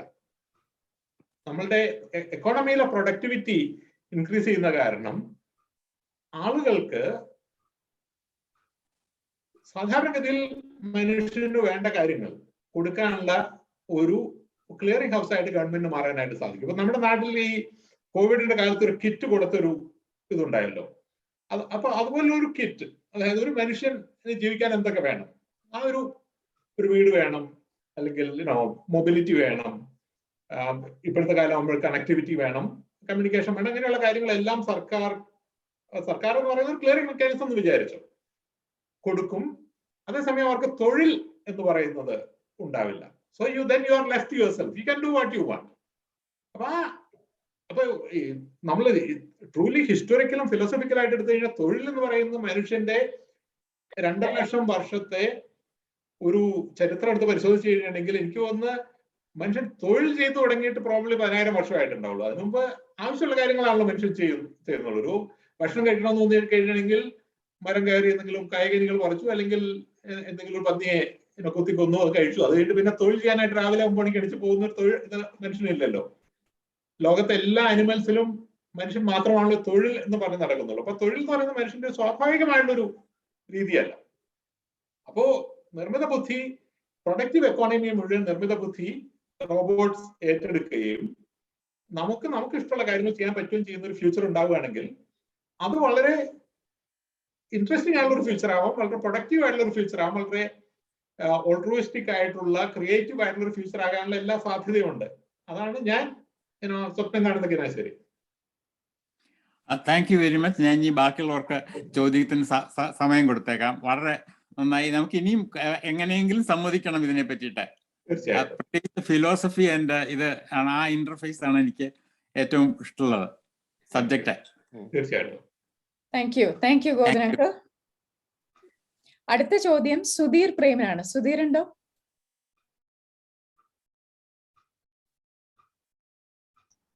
സുധീർ ഉണ്ട് ഇവിടെ. ഹായ് സുധീർ. ഹായ്. ഹേ മുരളി ചേട്ടൻ. അത് ഞാൻ മുരളി ചേട്ടനെ ഇപ്പൊ ഒരു ഓൾമോസ്റ്റ് ഒരു 2-3 ഇയേഴ്സ് ആയിട്ട് ഫോളോ ചെയ്യുന്നുണ്ട്. പക്ഷെ ഞാൻ ഫേസ്ബുക്കിൽ അത്ര ആക്റ്റീവ് അല്ല, കാരണം I have some own personal reasons. അതിനെപ്പറ്റിയാണ് ഞാൻ ചോദിക്കാൻ പോകുന്നത്. സോ ലൈക്ക് അത് നമ്മുടെ കേരളത്തിലെ ഐഡന്റിറ്റി അത് ഇപ്പോൾ കൂടുതൽ ഡിജിറ്റലൈസ് ചെയ്യുമ്പോൾ, so like how do V tackle identity fraud? ഇപ്പോൾ അതൊരു കാരണം ഞാൻ ആ ഏരിയ വർക്ക് ചെയ്യാണ്. I was couple of months ago ഞാനൊരു നമ്മുടെ ഇന്ത്യയുടെ ആമസോൺ.ഇന്റെ ഒരു ചീഫ് കംപ്ലയൻസ് ആൻഡ് ഫ്രോഡ് ഓഫീസറോട് സംസാരിച്ചു. He was talking like the entire fraud is almost more than $1 million they are losing every month. Every month more than $1 million is too huge. അപ്പോൾ അമേരിക്കയിൽ ഇപ്പോൾ എനിക്ക് തോന്നുന്നു ഇപ്പോൾ ഈ കോവിഡിന് ശേഷം ഈ ഐഡന്റിറ്റി ഫ്രോഡ് എന്ന് പറയുന്നത് ഇപ്പോൾ എന്താ പറയുന്ന ഒരു 70% ഇൻക്രീസ് ആയിട്ടുണ്ട്. ഇന്ത്യയിലുള്ള പ്രശ്നം എന്ന് വെച്ച് കഴിഞ്ഞാൽ people doesn't know how to protect their data. അപ്പോൾ മുരളിച്ചാറിന്റെ ഡേറ്റ ആയാലും അപ്പോൾ എൻ്റെ ഡേറ്റ ആയാലും, so from the Facebook people can get your date of birth, you can get your the address. People are not even aware of it. അപ്പോൾ ഇത് കൂടുതൽ പ്രശ്നമായിക്കൊണ്ടിരിക്കുകയാണ്. അപ്പോൾ അതെങ്ങനെ സോൾവ് ചെയ്യും? that is the question. So do you have any thoughts about that? That's a question. Thank you. ഇത് 3 separate ചോദ്യങ്ങൾ ഇതിൽ mixed ആണ് വാസ്തവത്തിൽ. ഒന്നാമത്തത് നമ്മളുടെ ഐഡന്റിറ്റി തെഫ്റ്റ്, അതുണ്ടാക്കുന്ന പ്രശ്നങ്ങൾ. ഈ കാര്യത്തിൽ നമുക്ക് ലോകത്ത് പൊതുവെ ഡിജിറ്റൽ ലിറ്ററസി ഉണ്ട്, കേരളത്തിൽ പ്രത്യേകിച്ചും ഈ കാര്യത്തിൽ അത് പൂർണ്ണമായിട്ടും ലിറ്ററസി ഇല്ല എന്ന് തന്നെ പറയാം. എന്താണ് ഐഡന്റിറ്റി ഫ്രോഡ് എന്നുള്ള തെഫ്റ്റ് എന്നുള്ളത് ആളുകളോട് ചോദിച്ചു കഴിഞ്ഞിട്ടുണ്ടെങ്കിൽ 99.9% ആളുകൾക്കും അത് അറിയുണ്ടാവില്ല. അതൊരു വിഷയം തന്നെയാണ്. അതിനെ തീർച്ചയായിട്ടും സ്ട്രെങ്തൻ ചെയ്യേണ്ട ആവശ്യകതയുണ്ട്. അത് ഇൻക്രീസിംഗ്ലി ഓഫ് കോഴ്സ് നമ്മൾ ട്രാൻസാക്ട് ചെയ്യുന്ന എക്കണോമിക് ആക്ടേഴ്സ് ആണ് ആ കാര്യത്തിൽ കൂടുതൽ ഇതെടുക്കേണ്ടത്. ഇൻഡിവിജ്വൽ ആളുകൾ അതിന് ചെയ്യാവുന്നതിന് പരിധിയുണ്ടല്ലോ. അപ്പൊ നമ്മൾ ഒരു ശരാശരി ബാങ്കിങ് നടത്തുന്ന ആൾക്ക് നമ്മളുടെ ഐഡന്റിറ്റി ഇതിനെപ്പറ്റി വലിയ ലിറ്ററേറ്റ് ആയി ഇൻഡിവിജ്വൽ പ്രൊട്ടക്ഷൻ കൊണ്ടുവരിക എന്ന് പറയുന്നത് ബുദ്ധിമുട്ടാണ്. പക്ഷേ ബാങ്ക് എന്ന് പറയുന്നത് വലിയൊരു സംവിധാനമാണ്.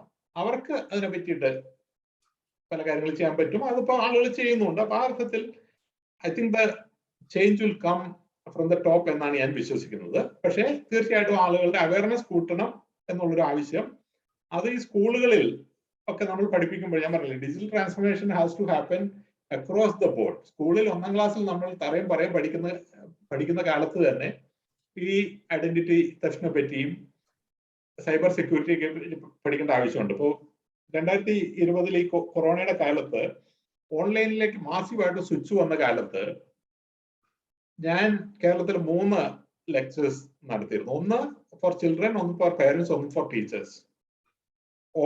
Online learning. കാരണം 2014 തൊട്ട് ഈ ഓൺലൈൻ ലേണിംഗിൽ വർക്ക് ചെയ്യുന്ന ആളാണ് ഞാൻ.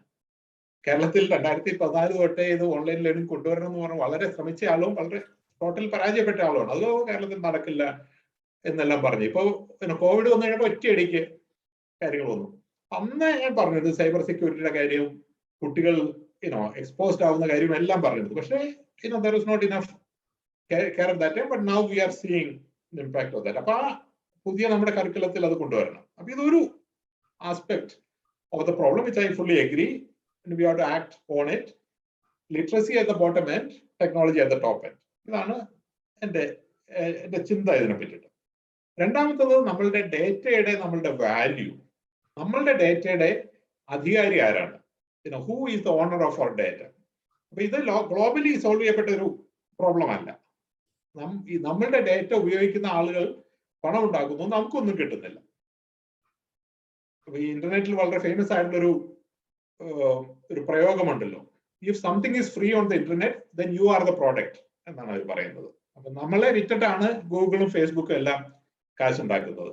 അപ്പൊ അതിന്റെ ഒരു ഷെയർ എങ്കിലും നമുക്ക് തരാനായിട്ട് അവർ ബാധ്യസ്ഥരാണ്. ഇത് വരുമെന്നാണ് ഞാൻ വിശ്വസിക്കുന്നത്. ഈ $1 ട്രില്യൺ എന്റർപ്രൈസിനെ നമ്മളുടെ ഇൻസ്റ്റിറ്റ്യൂഷൻസിന് ഗവേൺ ചെയ്യാനുള്ള ഡിജിറ്റൽ ലിറ്ററസി നമ്മളുടെ ലെജിസ്ലേറ്റേഴ്സിന് ഉണ്ടാവുന്ന കാലത്ത്, അത് അടുത്തൊന്നുമല്ല, അത് ഉണ്ടാവുന്ന കാലത്ത് നമ്മളുടെ ഡേറ്റയുടെ മുകളിൽ നമുക്ക് അധികാരം വരും എന്നാണ് ഞാൻ വിശ്വസിക്കുന്നത്. നമ്മൾക്കെല്ലാം നമ്മൾ ഡേറ്റ ഷെയർ ചെയ്യുന്ന അനുസരിച്ചിട്ട് നമുക്ക് പണം ചോദിക്കാനുള്ളൊരു അവസരം ഉണ്ടാകും. അതൊക്കെ ആയിരിക്കും ഇനിയുള്ള കാലത്ത് നമ്മളുടെ ഇൻകം എന്നൊക്കെയാണ് ഞാൻ വിശ്വസിക്കുന്നത്. രണ്ടാമത്തെ മൂന്നാമത്തത് മോർ വറിയിങ് എന്ന് പറയുന്നത്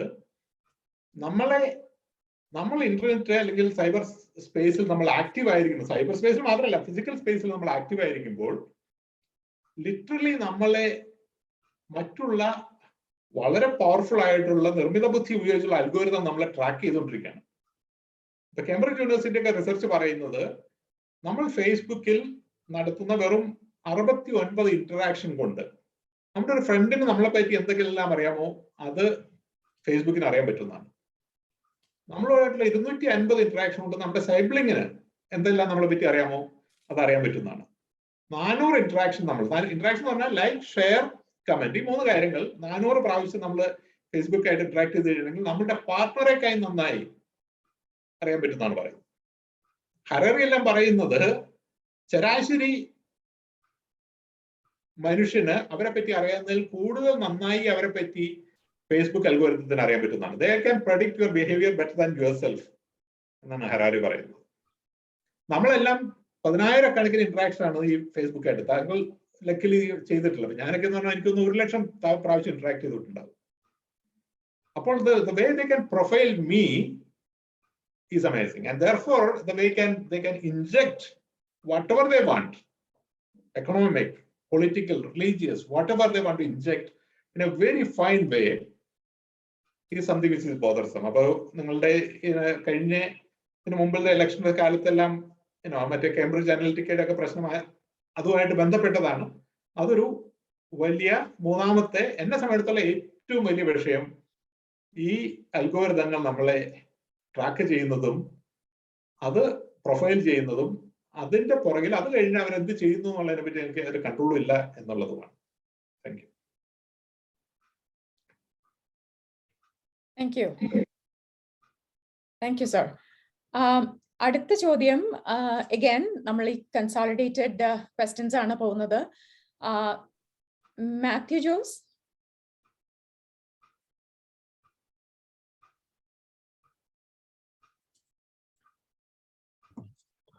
Hello, sir. Hello. Thanks. നല്ല ഇൻസൈറ്റ്സിന് താങ്ക് യു. ഒറിജിനൽ എന്റെ ക്വസ്റ്റ്യൻ വേറെ ആയിരുന്നു, പക്ഷെ ഞാൻ I will come to the point after hearing your discussion. എന്റെ ക്വസ്റ്റ്യൻ ലാസ്റ്റ് ലൈൻസ് വളരെ കറക്റ്റ് ആണ്. അതായത് ആശയങ്ങളാണ് കൂടുതൽ rather than money to be invested right back home. അപ്പൊ ആശയങ്ങള് കൊള്ളാം, good. It's like any idea everybody is having anywhere, right? Like startup ideas. So execution is really the crux of the matter, right? About execution എന്തെങ്കിലും prove ആയിട്ട് ഈ particular topic rather than we are not going to talk anything nebulous here, but ഈ particular അതായത് diaspora ആശയങ്ങൾ prove ആയിട്ടുള്ള രീതിയിൽ execute ചെയ്യുന്നതിനെ പറ്റി എന്തെങ്കിലും ഒരു കീ സജഷൻസ് വല്ലതും ഉണ്ട്? Success which has proven a success which we might be able to emulate. ചില കാര്യങ്ങൾ ഞങ്ങൾക്ക് അറിയായിരിക്കും, പക്ഷെ ചില എന്നാലും I would like to hear from you. That's all.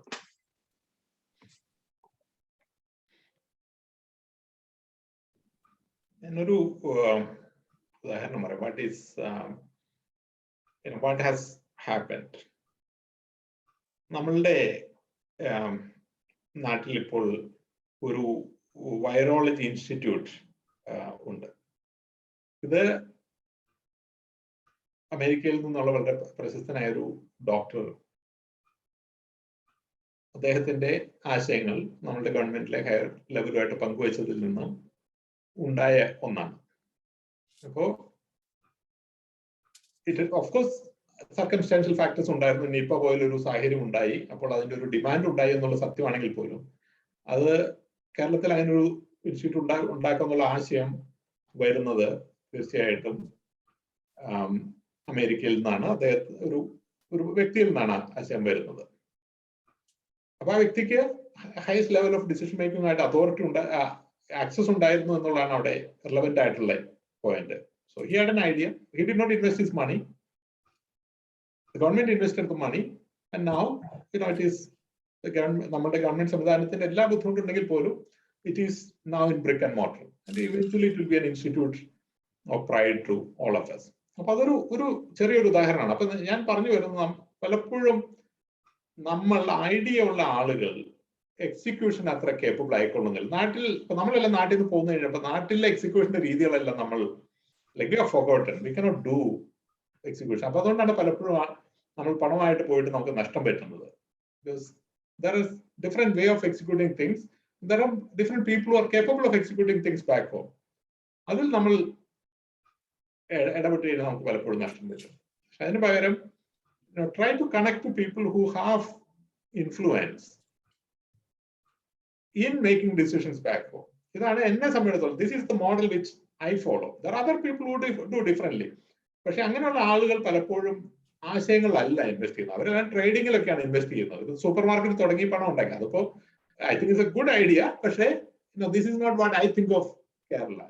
Kerala എന്ന് പറയുന്നത് ഡിജിറ്റലി ട്രാൻസ്ഫോംഡ് ആയിട്ടുള്ള ഒരു ഗുഡ് ഗവർണൻസ് ഉള്ള ട്രാൻസ്പെറൻസിയെ പറ്റി പല ചോദ്യങ്ങളിൽ ഞാൻ കണ്ടു. ഒരു സൊസൈറ്റി ആയിട്ട് നമ്മൾ മാറ്റിയെടുക്കാനായിട്ട് എന്ത് ചെയ്യണമെന്നുള്ളതാണ് ഞാൻ പലപ്പോഴും ചിന്തിക്കുന്നത്. കൂടുതൽ സൂപ്പർ മാർക്കറ്റുകൾ ഉള്ളൊരു ഇതിനെ പറ്റിയിട്ടല്ല. Thank you. Okay, thank you. Thank you. Shoni, would you like to ask your question now?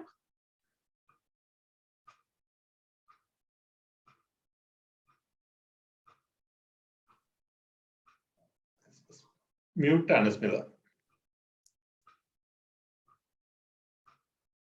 Shoni Shivan? Okay, while we're waiting, maybe we can move to Arun Purushothaman.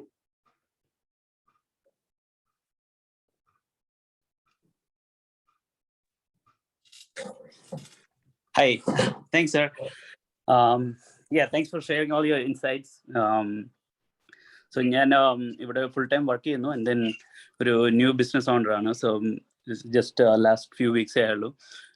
So questions are more good that you touched on IoT. So it's around IoT. So സാറിന്റെ ട്രാവലും ഇൻസൈറ്റ്സും വെച്ചിട്ട് what are the insights or trends you're seeing with IoT? Is it on agriculture, or what are the type of applications you're seeing where it could be useful in Kerala or in US?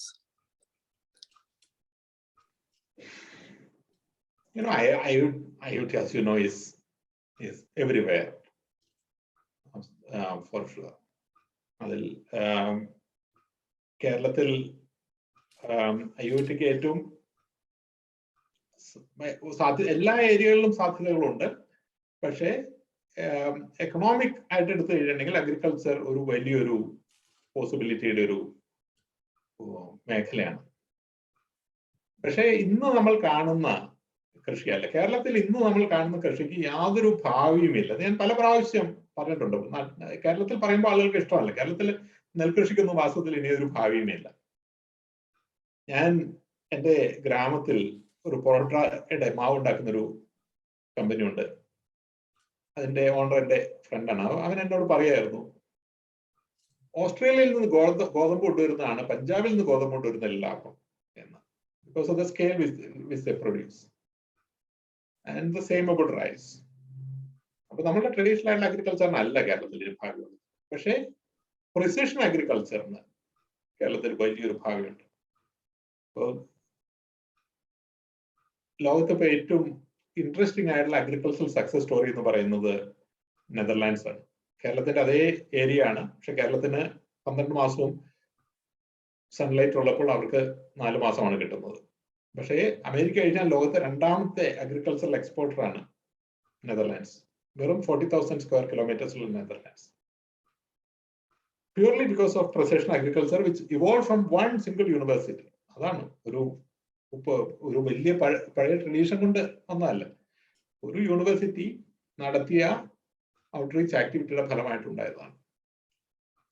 അപ്പൊ ആ തരത്തിൽ ഒരു precision അഗ്രികൾച്ചറിലേക്ക്, high വാല്യൂ അഗ്രികൾച്ചറിലേക്ക്, value added സിസ്റ്റത്തിലേക്ക് നമ്മൾ മാറി കഴിഞ്ഞിട്ടുണ്ടെങ്കിൽ അഗ്രികൾച്ചറിൽ IoTക്ക് വലിയ സാധ്യതയുണ്ട്. ഞാൻ 2001 അമേരിക്കയിലൊക്കെ ബെർക്കലിയിൽ കുറെ ടൈം സ്പെൻഡ് ചെയ്തിരുന്നു. അന്ന് അവര് എന്നെ നാപ്പ സനോമ വാലിയിലെ വൈൻ ഉണ്ടാക്കുന്ന സ്ഥലത്ത് പോയിരുന്നു. They know every hectare of land. They have all the information. What's the slope, what's the rainfall, what's the sunrise getting, what's the humidity, soil, എന്തെല്ലാം ഉണ്ട്, എല്ലാ ഇൻഫർമേഷനും എല്ലാം വച്ചതിന് ശേഷം അവർ they actually predict what type of grapes will come, how much of it will come, and so on and so forth. ഇത്രമാത്രം ഓരോ square ഓരോ ഹെക്ടറിനും ഈ തരത്തിലുള്ള പ്രിസിഷൻ ഇന്റലിജൻസ് വെച്ച് മാത്രമേ നമുക്ക് മോഡേൺ അഗ്രികൾച്ചർ കൊണ്ടുവരാൻ പറ്റൂ. അപ്പൊ ആ ഒരു ഏരിയ എടുത്തു കഴിഞ്ഞാൽ തന്നെ നമുക്ക് വലിയ സാധ്യതകളുണ്ട്. ഉണ്ടാകണം എന്നാണ് എൻ്റെ ആഗ്രഹം. രണ്ടാമത്തത് more likely to happen is probably more in terms of vehicles എല്ലാം ഈ IVMS ഒക്കെ ഉണ്ടല്ലോ, ഇൻട്രാ വെഹിക്കിൾ മോണിറ്ററിംഗ് സിസ്റ്റത്തിലെല്ലാം. Because 40,000 accidents happen every year, 4,000 people die, and one high court judgment can bring in demand for I don't know 4 million vehicles. Now if you are strategic, that's where you will target now. Sure. Sir, maybe I should have given you a little more context. ഞാനിപ്പം നാട്ടിൽ ഐക്യരക്കോണം അല്ലെ പുനലൂർ എന്ന് പറഞ്ഞ ഐക്യരക്കോണം എന്ന് പറഞ്ഞ ചെറിയ ഗ്രാമത്തിൽ നിന്നായിരുന്നു വന്നത്. അപ്പം may be like 1000 may be the population. അപ്പൊ അവിടെ ഞങ്ങളൊരു വാട്സാപ്പ് ഒക്കെ ആയിട്ട് ഒരു പ്രവാസി കൂട്ടായ്മ എന്ന് പറഞ്ഞൊരു കൂട്ടായ്മ ഉണ്ടായിരുന്നു. കായംകുളം അത്രയും ലെവൽ അല്ലെങ്കിൽ പോലും it was to help people. And then അവിടെ കുറെ പഞ്ചായത്ത് പ്രസിഡന്റും ഒക്കെ ആയിട്ട് സംസാരിച്ചു കഴിഞ്ഞാൽ ഇപ്പോഴും അവിടുത്തെ പ്രശ്നങ്ങളൊക്കെ പഴയ പ്രശ്നങ്ങൾ തന്നെയാണ്. എന്ന് വെച്ചാൽ വെള്ളമില്ല, അല്ലെങ്കിൽ സ്ട്രീറ്റ് ലൈറ്റ് ഇല്ലാത്തത് കാരണം ക്രൈം റേറ്റ്സ് കൂടുതലാണ്. സോ അങ്ങനെയുള്ള അവിടെ എന്തെങ്കിലും പൊട്ടൻഷ്യൽ ഉണ്ടോ? Like IoT sensors can identify water is not there and automatically report to the government or the contracts. അങ്ങനെയുള്ള ഓപ്പർച്യൂണിറ്റീസ് അതൊന്ന്. Crime prevention is another one. And then ഇപ്പോൾ US-ലാണെന്നുണ്ടെങ്കിൽ ഞാൻ ഇപ്പോൾ വർക്ക് ചെയ്യുന്നത് or trying or making an attempt more about like kids safety. നമ്മുടെ moms when they are working at home, kids playing in the community park, how to make sure that they are safe. So ആ രീതിയിൽ more on the consumer product, at the same time help the government in such a way that people can benefit. തീർച്ചയായിട്ടും ഞാൻ പറഞ്ഞില്ല, ഇതാണ് ഞാൻ പറഞ്ഞത്, ഈ ആദ്യത്തെ ലെവൽ എന്ന് പറയുന്ന അവയർനെസ് ആണ്. ഇപ്പൊ ഇങ്ങനെയുള്ളൊരു സാധ്യത കിഡ് സേഫ്റ്റി എന്ന് പറയുന്ന നാട്ടിലെ വലിയ ഇഷ്യൂ ആണ്. കേരളത്തിൽ, ഇന്ത്യയിലെ ഏറ്റവും കൂടുതൽ ആളോഹരി വെച്ച് നോക്കിക്കഴിയുമ്പോൾ ചൈൽഡ് സെക്സ് അബ്യൂസ് കേസുകൾ റിപ്പോർട്ട് ചെയ്യപ്പെടുന്നത് കേരളത്തിൽ നിന്നാണ്. അത് ഒരു പരിധി വരെ അത് റിപ്പോർട്ടിംഗ് കൂടുതലായതുകൊണ്ടാണെങ്കിൽ പോലും ആളുകളുടെ മനസ്സിൽ വലിയൊരു കൺസേൺ ആണ് കുട്ടികളുടെ സേഫ്റ്റി. അപ്പോൾ 50 lakhs 5 million school children ഉണ്ട് any given time in Kerala. So you can imagine the scale of market involved. So ഒരു സ്കെയിലബിൾ ആയിട്ടുള്ളൊരു മോഡൽ ഉണ്ടായി കഴിഞ്ഞിട്ടുണ്ടെങ്കിൽ, ഇപ്പോൾ അമേരിക്കയിലൊക്കെ ഓരോ തവണയും ഇപ്പോൾ ഞാൻ എൻ്റെ കൊളീഗ്സ് എല്ലാം എൻ്റെ കൂടെ ഓരോ രാജ്യത്തു നിന്നുള്ള മിഷനിൽ വരുമ്പോൾ സഡൻ ആയിട്ട് അവർക്കൊരു മെസ്സേജ് വരുന്നു, child has entered the school or they reached home എന്നെല്ലാം പറഞ്ഞിട്ട് ഓട്ടോമാറ്റഡ് ആണ്. അപ്പൊ ഈ തരത്തിലുള്ള സംവിധാനങ്ങൾ ഉണ്ടായി കഴിഞ്ഞാൽ തീർച്ചയായിട്ടും അതിന് വലിയ ഡിമാൻഡ് ഉണ്ട്.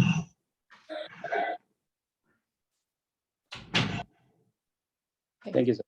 Yeah, thank you. Thanks, Arun. And thanks, sir.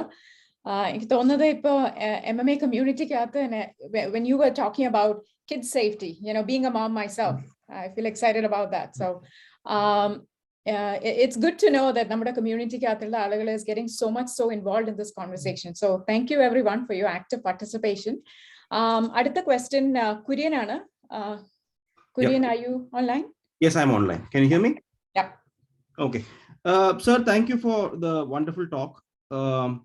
The example that you gave about Estonia, that is mostly sounds like a top-down driven initiative.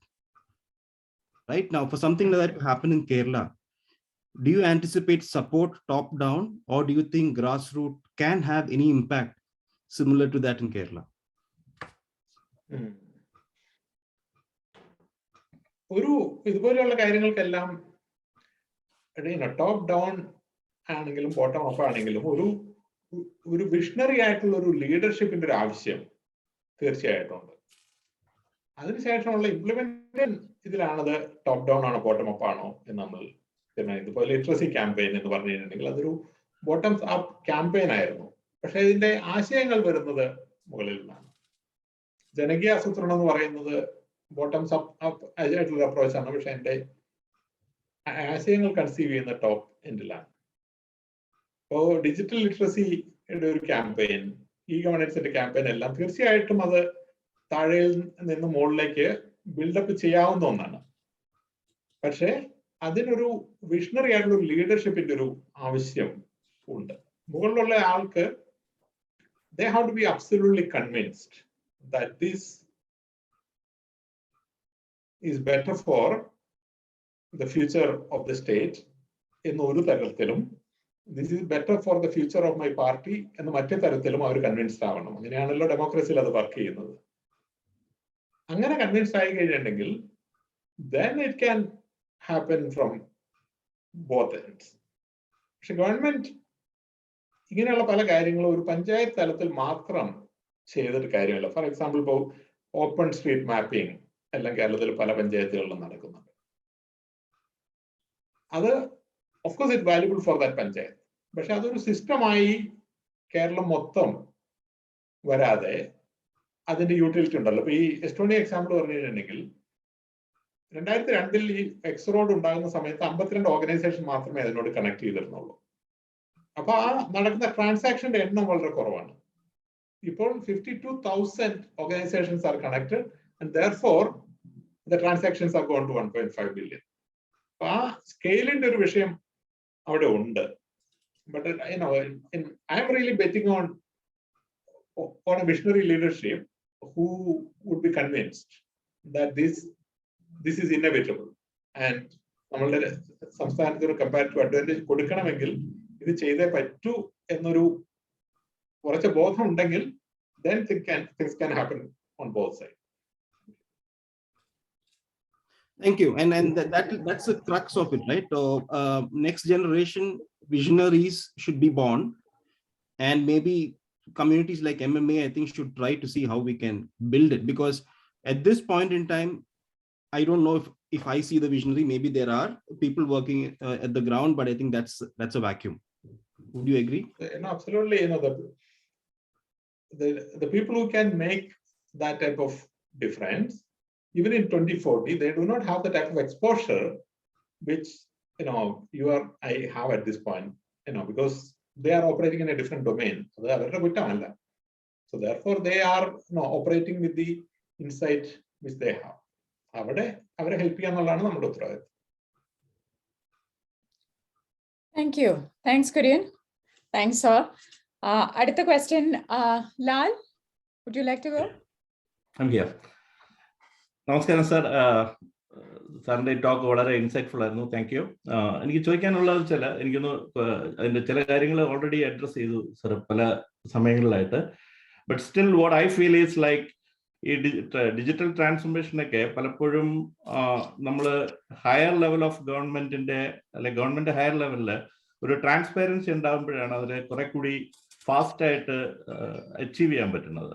അപ്പം സാറിന്റെ അഭിപ്രായത്തിൽ അല്ലെങ്കിൽ സാറിന്റെ അനുഭവത്തിൽ നമ്മുടെ കേരളത്തിലെ ഒരു പ്രത്യേക സാഹചര്യത്തിലോ അല്ലെങ്കിൽ മറ്റു രാജ്യങ്ങളെ അപേക്ഷിച്ചിട്ടോ അങ്ങനെ ഒരു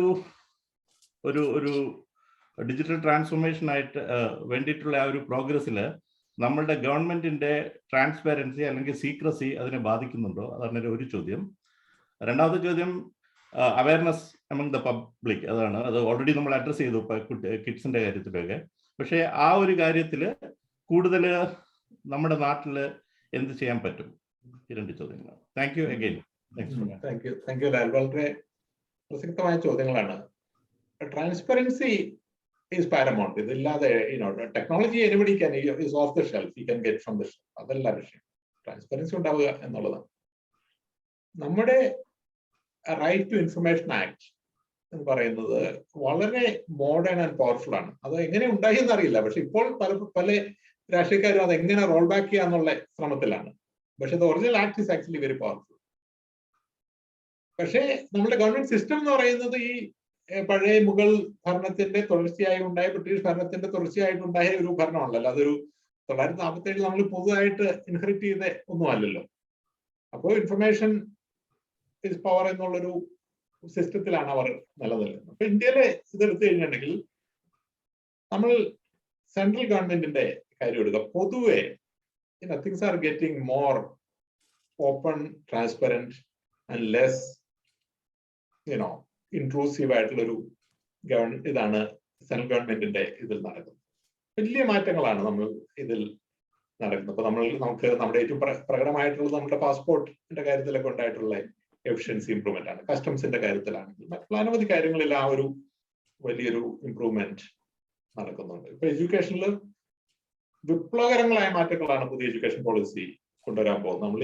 നമ്മൾ ഇന്ന് ചിന്തിച്ചിരിക്കുന്ന യൂണിവേഴ്സിറ്റിയെ പറ്റിയുള്ള നമ്മുടെ മുഴുവൻ ചിന്തകളും മാറ്റിമറയ്ക്കുന്ന തരത്തിലാണ് പുതിയ എഡ്യൂക്കേഷൻ പോളിസി വിഭാവനം ചെയ്യുന്നത്. That is going to happen now in the next few years. പക്ഷേ സ്റ്റേറ്റ് ഗവൺമെന്റുകളുടെ കാര്യത്തിൽ, അത് കേരളത്തിന് മാത്രം കാര്യമല്ല, സ്റ്റേറ്റ് ഗവൺമെന്റുകളുടെ കാര്യത്തിൽ പൊതുവെ ആ ഒരു ട്രാൻസ്പെറൻസി താഴേക്ക് വന്നിട്ടില്ല. അപ്പൊ ഒരു ഇത് പറയുന്നത് ഒരു particular information, right to information പ്രകാരം പബ്ലിക് ആണെങ്കിൽ ആ ഒരു പർട്ടിക്കുലർ ഇൻഡിവിജ്വൽ ആ ഇൻഫർമേഷൻ പറയാനായിട്ട് നോക്കേണ്ട കാര്യമില്ല. Let the government make, for example, environmental impact assessment report of Kerala എന്ന് പറയുന്നത്. If the right to information says EIA reports are public document എന്ന് പറഞ്ഞു കഴിഞ്ഞിട്ടുണ്ടെങ്കിൽ, then the government should automatically put all the EIA reports in public domain to begin with. ഒരാൾ RTI ഉപയോഗിച്ച് അത് choose ചെയ്ത് അയാൾക്ക് മാത്രം കിട്ടേണ്ട ഒരു കാര്യമല്ലല്ലോ. ആ ഒരു മാറ്റം ഇന്നും നമുക്ക് ഉണ്ടായിട്ടില്ല. പക്ഷേ if you have one champion who actually really believe that transparency is going to improve governance എന്ന് അടിസ്ഥാനപരമായി വിശ്വസിക്കുന്ന ഒരാൾ എത്തിക്കഴിഞ്ഞാണെങ്കിൽ തീർച്ചയായിട്ടും നിയമത്തിന്റെ ഒരു ബുദ്ധിമുട്ടല്ല ഇപ്പോൾ. ഈ ഒഫീഷ്യൽ സീക്രട്ട് ആക്ട് പ്രകാരമൊക്കെ പിടിച്ചു വെക്കപ്പെട്ടിരിക്കുന്ന വളരെ മിനിസ്ക്യൂൾ ആയിട്ടുള്ള ഒരു സെറ്റ് ഓഫ് ഇൻഫർമേഷൻ ഉള്ളൂ. പലപ്പോഴും ആളുകൾ അതിനെ മിസ്യൂസ് ചെയ്ത് ഇങ്ങനെയാണ് എന്നെല്ലാം പറഞ്ഞ് അത് ലീഗലായിട്ട് കണ്ടക്ട് ചെയ്യപ്പെടാതെ പിടിച്ചു വെച്ചിരിക്കുന്നതാണ്. നിയമത്തിന്റെ ഒരു നിയമമല്ല ഇപ്പൊ കൺസ്ട്രെയിൻ ചെയ്യുന്ന ആളുകളുടെ ഒരു ആറ്റിറ്റ്യൂഡാണ്. That also has to change. Okay, thank you. Thanks, Lal, for asking the question. അടുത്തത് ഷോണിയാണ്. Shoni, would you like to go? Shoni, I think you're on mute. Okay, thank you. Thank you. നമസ്കാരം sir. എന്റെ ചോദ്യം കൂടുതലും climate ചേഞ്ചുമായിട്ടാണ്, of the topic ആണെങ്കിലും. അപ്പൊ ഇതില് ഒരു മേ ബി ഇറ്റ്സ് 2 പാർട്ട്. നമ്മുടെ ക്ലൈമറ്റ് സസ്റ്റൈനൻസിന് വേണ്ടിയിട്ട് ന്യൂ ജനറേഷൻ കൊടുക്കാനുള്ള അഡ്വൈസ് അല്ലെങ്കിൽ അവർക്ക് കൊടുക്കാനുള്ള ഡയറക്ഷൻ, അത് നമുക്ക് ടിയർ ചെയ്ത് കൊടുക്കാൻ പറ്റും. കാരണം പലരും പല ഏജ് ഗ്രൂപ്പിലുള്ളവരാണ്. അപ്പോൾ മേ ബി കിഡ്സ്, യൂത്ത്, കുറച്ചും കൂടെ മുതിർന്നവർ, അങ്ങനെ. കാരണം ഓരോരുത്തർക്കും ക്ലൈമറ്റ് ചേഞ്ചിന്റെ ഇമ്പാക്ട് ഡിഫറെന്റ് ആണ്. അല്ലെങ്കിൽ അവർക്ക് ലൈഫ് എന്ന് പറയുന്ന ബാലൻസ് ലൈഫിൽ അവരെ എഫക്ട് ചെയ്യുന്ന ക്ലൈമറ്റ് ചേഞ്ച് ഡിഫറെന്റ് ആണ്. അപ്പോൾ എന്നെ പോലുള്ളവരടുത്ത് ചോദിച്ചു കഴിഞ്ഞാൽ നമുക്ക് ചിലപ്പോൾ ഒരു ഒപ്പീനിയൻ ഉണ്ടാവും. May be we can still run with fossil fuels.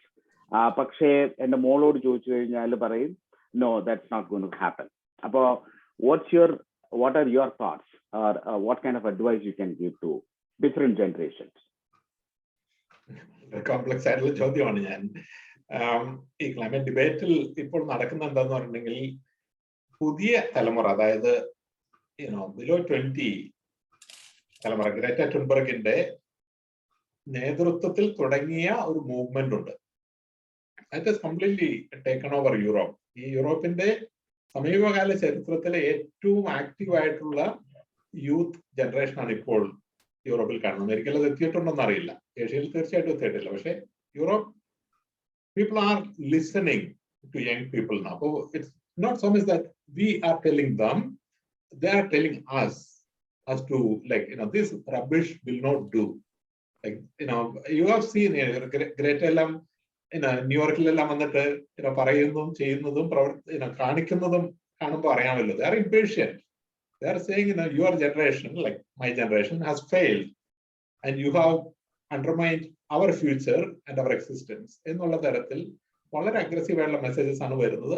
ആ മെസ്സേജിൽ കൂടിയാണ് ഫോസിൽ ഫ്യൂവൽ ഫേസ് ഔട്ട് ചെയ്യാനുള്ള പീരീഡ് എല്ലാം കുറയ്ക്കാനായിട്ട് ശ്രമിക്കുന്നത്. And the whole leadership still ആ പഴയ ലോകത്താണ് എങ്ങനെ അഡ്ജസ്റ്റ് ചെയ്യാം എന്നുള്ള തരത്തിലാണ് അവർ ചെയ്യുന്നത്. പഴയ പവർ ഇക്വേഷൻ എല്ലാം മെയിൻറ്റെയിൻ ചെയ്ത് തന്നെ ലോകരാജ്യങ്ങൾ തമ്മിലുള്ള പവർ സെല്ലിൽ കൂടെ ഇൻഡസ്ട്രികളുടെ ഒരു പവർ ഉണ്ടല്ലോ. അപ്പൊ ഫോസിൽ ഫ്യൂവൽ ഇൻഡസ്ട്രി എന്ന് പറയുന്നത് ഒരു ചെറിയ ഇൻഡസ്ട്രി അല്ല. ഈ ഫോസിൽ ഫ്യൂവൽ ഉപയോഗിച്ച് ഓടിക്കുന്ന കാർ ഇൻഡസ്ട്രി എന്ന് പറയുന്നത് ഒരു ചെറിയൊരു ഇൻഡസ്ട്രി അല്ല. അപ്പൊ ഈ ഇൻഡസ്ട്രികളുടെ റിലേറ്റീവ് പവർ എല്ലാം മെയിൻറ്റെയിൻ ചെയ്ത് ഒരു സ്ലോ പേസിൽ മുമ്പോട്ട് പോകുന്നുള്ളതാണ് പൊതുവെ ഇതിന്റെ ഒരു രീതി. പക്ഷേ ഈ young generation is saying like no like just move on, this is just not acceptable എന്നുള്ളൊരു സാഹചര്യത്തിലാണ് ഇപ്പോൾ നമ്മൾ നിൽക്കുന്നത്. എൻ്റെ ഒരു ചിന്ത എന്താന്ന് പറഞ്ഞിട്ടുണ്ടെങ്കിൽ, അപ്പൊ എനിക്ക് യങ് ജനറേഷനോട് പ്രത്യേകിച്ച് ഒരു message കൊടുക്കാനില്ല. As I said, I'm actually listening to them rather than telling them. പക്ഷേ there is something which COVID taught me. It also gave me hope. അതായത് കോവിഡ് വന്ന ഒരു സമയമുണ്ടല്ലോ, February to March സമയത്ത് the world went into a little bit of a total crisis, panic mode. And governments made decisions for themselves and all people.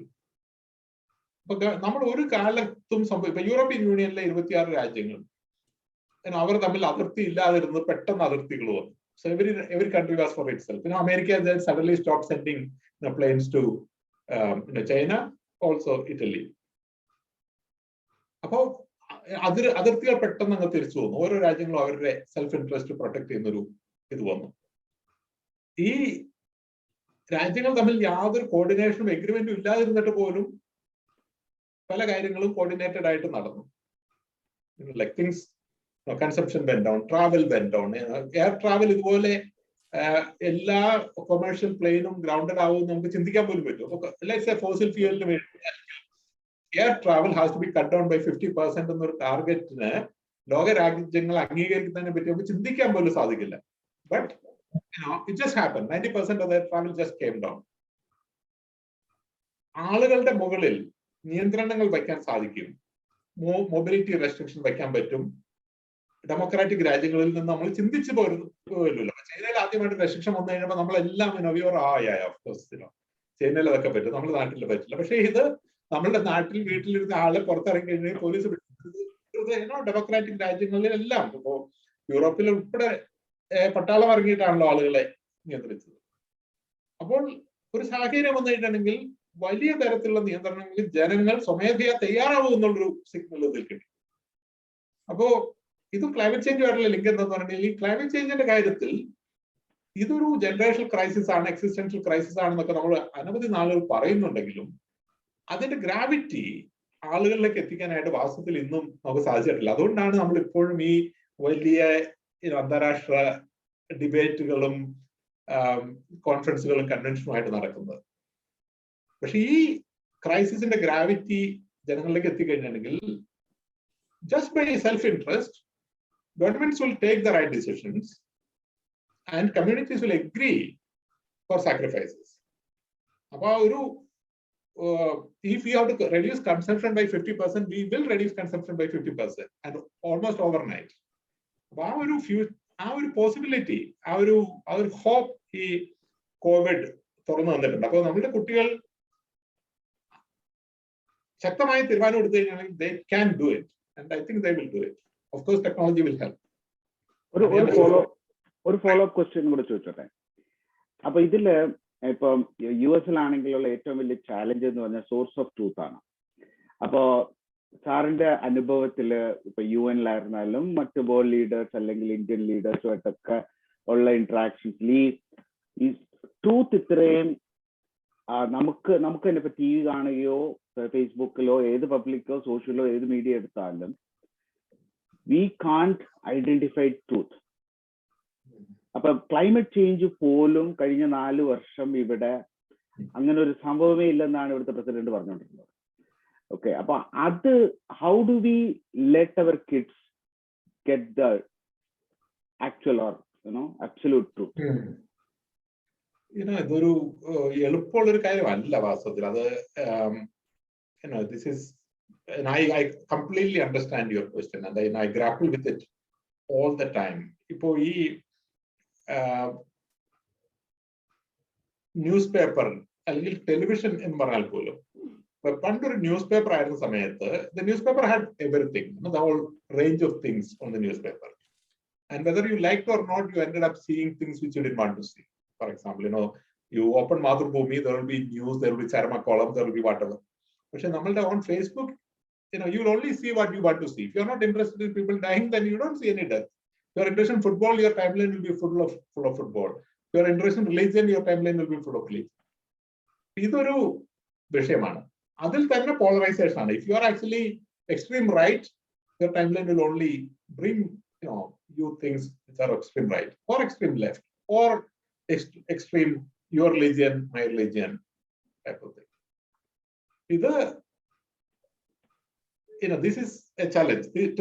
To that degree, I know. How do we get around it? I don't know. To be honest, I don't know. I personally have some strategy. Like I deliberately detox my thing by going and following people who have extreme opposite ideology to myself. I watch Fox News, I watch BBC, all that just to balance my timeline. Not because I want to follow that, but when I go there, certain feedback of that kind also come. Otherwise, it's a challenge. I don't know how the new generation can get away from it, and it's very dangerous because at very young age, they will be surrounded by things which somehow, because of probably for their family reason or because the school they went, the peer group they got, അവർ ഏത് തരത്തിലാണ് social മീഡിയയായിട്ട് engage ചെയ്ത് ആ സമയത്ത് അവർക്ക് ഉണ്ടായിരുന്ന mind set എന്താണോ അതിനെ ഓഗ്മെന്റും മാഗ്നിഫൈയും ചെയ്യുന്ന ഒരു ബബിളിലേക്ക് സമൂഹ മാധ്യമങ്ങളെ അവരെ തള്ളിക്കയറ്റും. അതൊരു റിസ്ക് ആയിട്ട് നിലനിൽക്കാൻ. I don't know how to detox from it. Thank you. Thank you. Thank you, Shoni. Yeah, source of truth, Shoni പറഞ്ഞ പോലെ and മുരളി സാർ പറഞ്ഞ പോലെ it's more of an awareness എന്നായിരിക്കും അല്ലേ? കാരണം വെച്ചാൽ ഇനി വരുന്ന generation to be able for them to identify what is right and what is wrong, because everything has to be filtered ultimately, അല്ലേ? And it's all available for them. So thanks sir for that. അടുത്ത question Suresh Nair. ചേട്ടാ നമസ്കാരം, സുരേഷാണ്. എൻ്റെ ഒരു concern എന്ന് പറയുന്നത് നമ്മുടെ കേരളത്തിലെ ഇപ്പോഴത്തെ ഒരു സാമ്പത്തിക വ്യവസ്ഥ അനുസരിച്ച് യുവാക്കൾ വിദ്യാഭ്യാസത്തിന് ശേഷം മറ്റ് പുറം രാജ്യങ്ങളിലേക്ക് ജോലി തേടി പോകുന്ന ഒരു ട്രെൻഡ് വളരെ വലുതായിട്ട് കാണുന്നുണ്ട്. പണ്ടും ഇതുണ്ടായിരുന്നു, നമ്മളതിനെ ബ്രെയിൻ ഡ്രെയിൻ എന്നൊക്കെ പറഞ്ഞ് വിളിച്ചുകൊണ്ടിരുന്നു. പക്ഷെ ഇപ്പോൾ കുറേ ആയിട്ട് അതിൻ്റെ ആ ഒരു റേറ്റ് വളരെ കൂടുതലാണ്.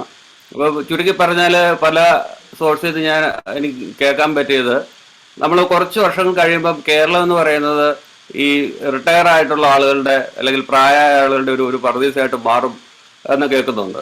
അപ്പം ഈ ഒരു യുവാക്കളുടെ ഇപ്പം നമ്മളിപ്പോൾ ഡിസ്കസ് ചെയ്ത കാര്യങ്ങളിലെല്ലാം ഈ യുവാക്കളാണ് ഈ ചേഞ്ച് കൊണ്ടുവരാൻ ഏറ്റവും കൂടുതൽ മുമ്പിൽ പ്രവർത്തിക്കേണ്ട ആളുകൾ. അപ്പം അങ്ങനെയുള്ള യുവാക്കളുടെ ശക്തി കേരളവും വിട്ട് ഇന്ത്യയും വിട്ട് പുറത്തേക്ക് പോകുന്ന ഒരു സ്ഥിതിവിശേഷം ഇപ്പം നിലനിൽക്കുന്നുണ്ട്. അതിൻ്റെ കൂടെ ചേർത്ത് വായിക്കേണ്ട ഒരു കാര്യം, കേരളത്തിൻ്റെ പൊതുകടം ഓരോ വർഷം ചെല്ലും തോറും ലക്ഷക്കണക്കിന് കോടിക്കണക്കിനായിട്ട് പെരുകിക്കൊണ്ടിരിക്കുകയാണ്. അപ്പം ഈ ഒരു സിറ്റുവേഷനിൽ ഒരു 10 അല്ലെങ്കിൽ ഒരു 20 വർഷം കഴിയുമ്പോൾ എന്തായിരിക്കും കേരളത്തിൻ്റെ സ്ഥിതി എന്ന് ചേട്ടൻ്റെ ആ ഒരു വീക്ഷണത്തിൽ പറയാൻ പറ്റുമോ? ഇതില് രണ്ടാമത്തെ കാര്യം അതിനെ പറയാം. അതായത് ഈ സർക്കാരിന്റെ കടം എന്ന് പറയുന്നത് വ്യക്തികളുടെ കടം പോലെ ഒരു ഒന്നല്ല. ഈ കടമെടുത്ത സർക്കാർ കാര്യം ചെയ്യുന്നത് തെറ്റ് അല്ല, ശരിയാണ്. അതാണ് ശരിയായ രീതി എന്നാണ് ഇപ്പോഴത്തെ എക്കണോമിക്സ് പറയുന്നത്. വായിച്ചു നോക്കിയാൽ അറിയാം. അതൊരു നമ്മളുടെ കയ്യിലില്ലാത്തതിൽ കൂടുതൽ പണം എടുത്ത് നമ്മൾ ചെലവാക്കുന്നതാണ് ഗവൺമെന്റ് ചെയ്യുന്ന ശരിയായ രീതി എന്നാണ് ഇപ്പോഴത്തെ പൊതു എക്കണോമിക്സിനിടയിലുള്ള കോൺസെൻസസ് എന്ന് പറയുന്നത്. അത് എന്തിന് ചെലവാക്കുന്നു എന്നുള്ളതാണ്. കടമെടുക്കുന്നു എന്നുള്ളതല്ല വാസ്തവത്തിൽ യഥാർത്ഥമായിട്ടുള്ള വിഷയം. കടമെടുത്ത് നമ്മൾ എന്ത് ചെയ്യുന്നു എന്നുള്ളതാണ് വിഷയം. അതുകൊണ്ട് തന്നെ ഈ പൊതു കടത്തെ പറ്റിയുള്ള ആ ഡിബേറ്റിൽ എനിക്ക് അത്രമാത്രം ഒരു പേടിയില്ല.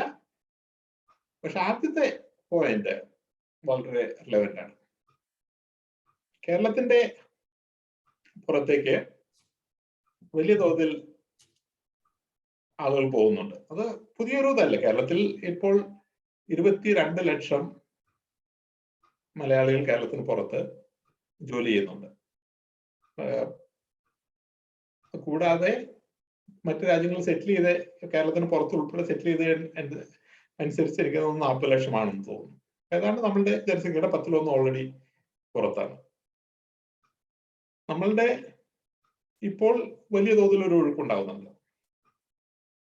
അപ്പോൾ വയസ്സായ ആളുകൾ മാത്രമുള്ള ഒരു സ്ഥലമാവും എന്നുള്ളൊക്കെ ഒരല്പം ഒരു എക്സാജറേഷൻ ആയ ഒരു പ്രയോഗമാണ്. നമ്മളുടെ നാട്ടിൽ നിന്നുള്ള എല്ലാ യുവാക്കളും ഫോർ ആർഗ്യുമെന്റ്സ് സേക്ക് നമ്മൾ പുറത്തേക്ക് പോവുകയും നമ്മൾ വയസ്സായ ആളുകൾ റിട്ടയർ ചെയ്യുന്ന മാത്രമായിട്ടുള്ള ഒരു സ്ഥലമാവുകയും ചെയ്യുകയാണെങ്കിൽ ഇറ്റ്സെൽഫ് അതൊരു കുഴപ്പമുള്ള ഒരു സാഹചര്യമൊന്നുമല്ല. പക്ഷെ അതല്ല റിയാലിറ്റി.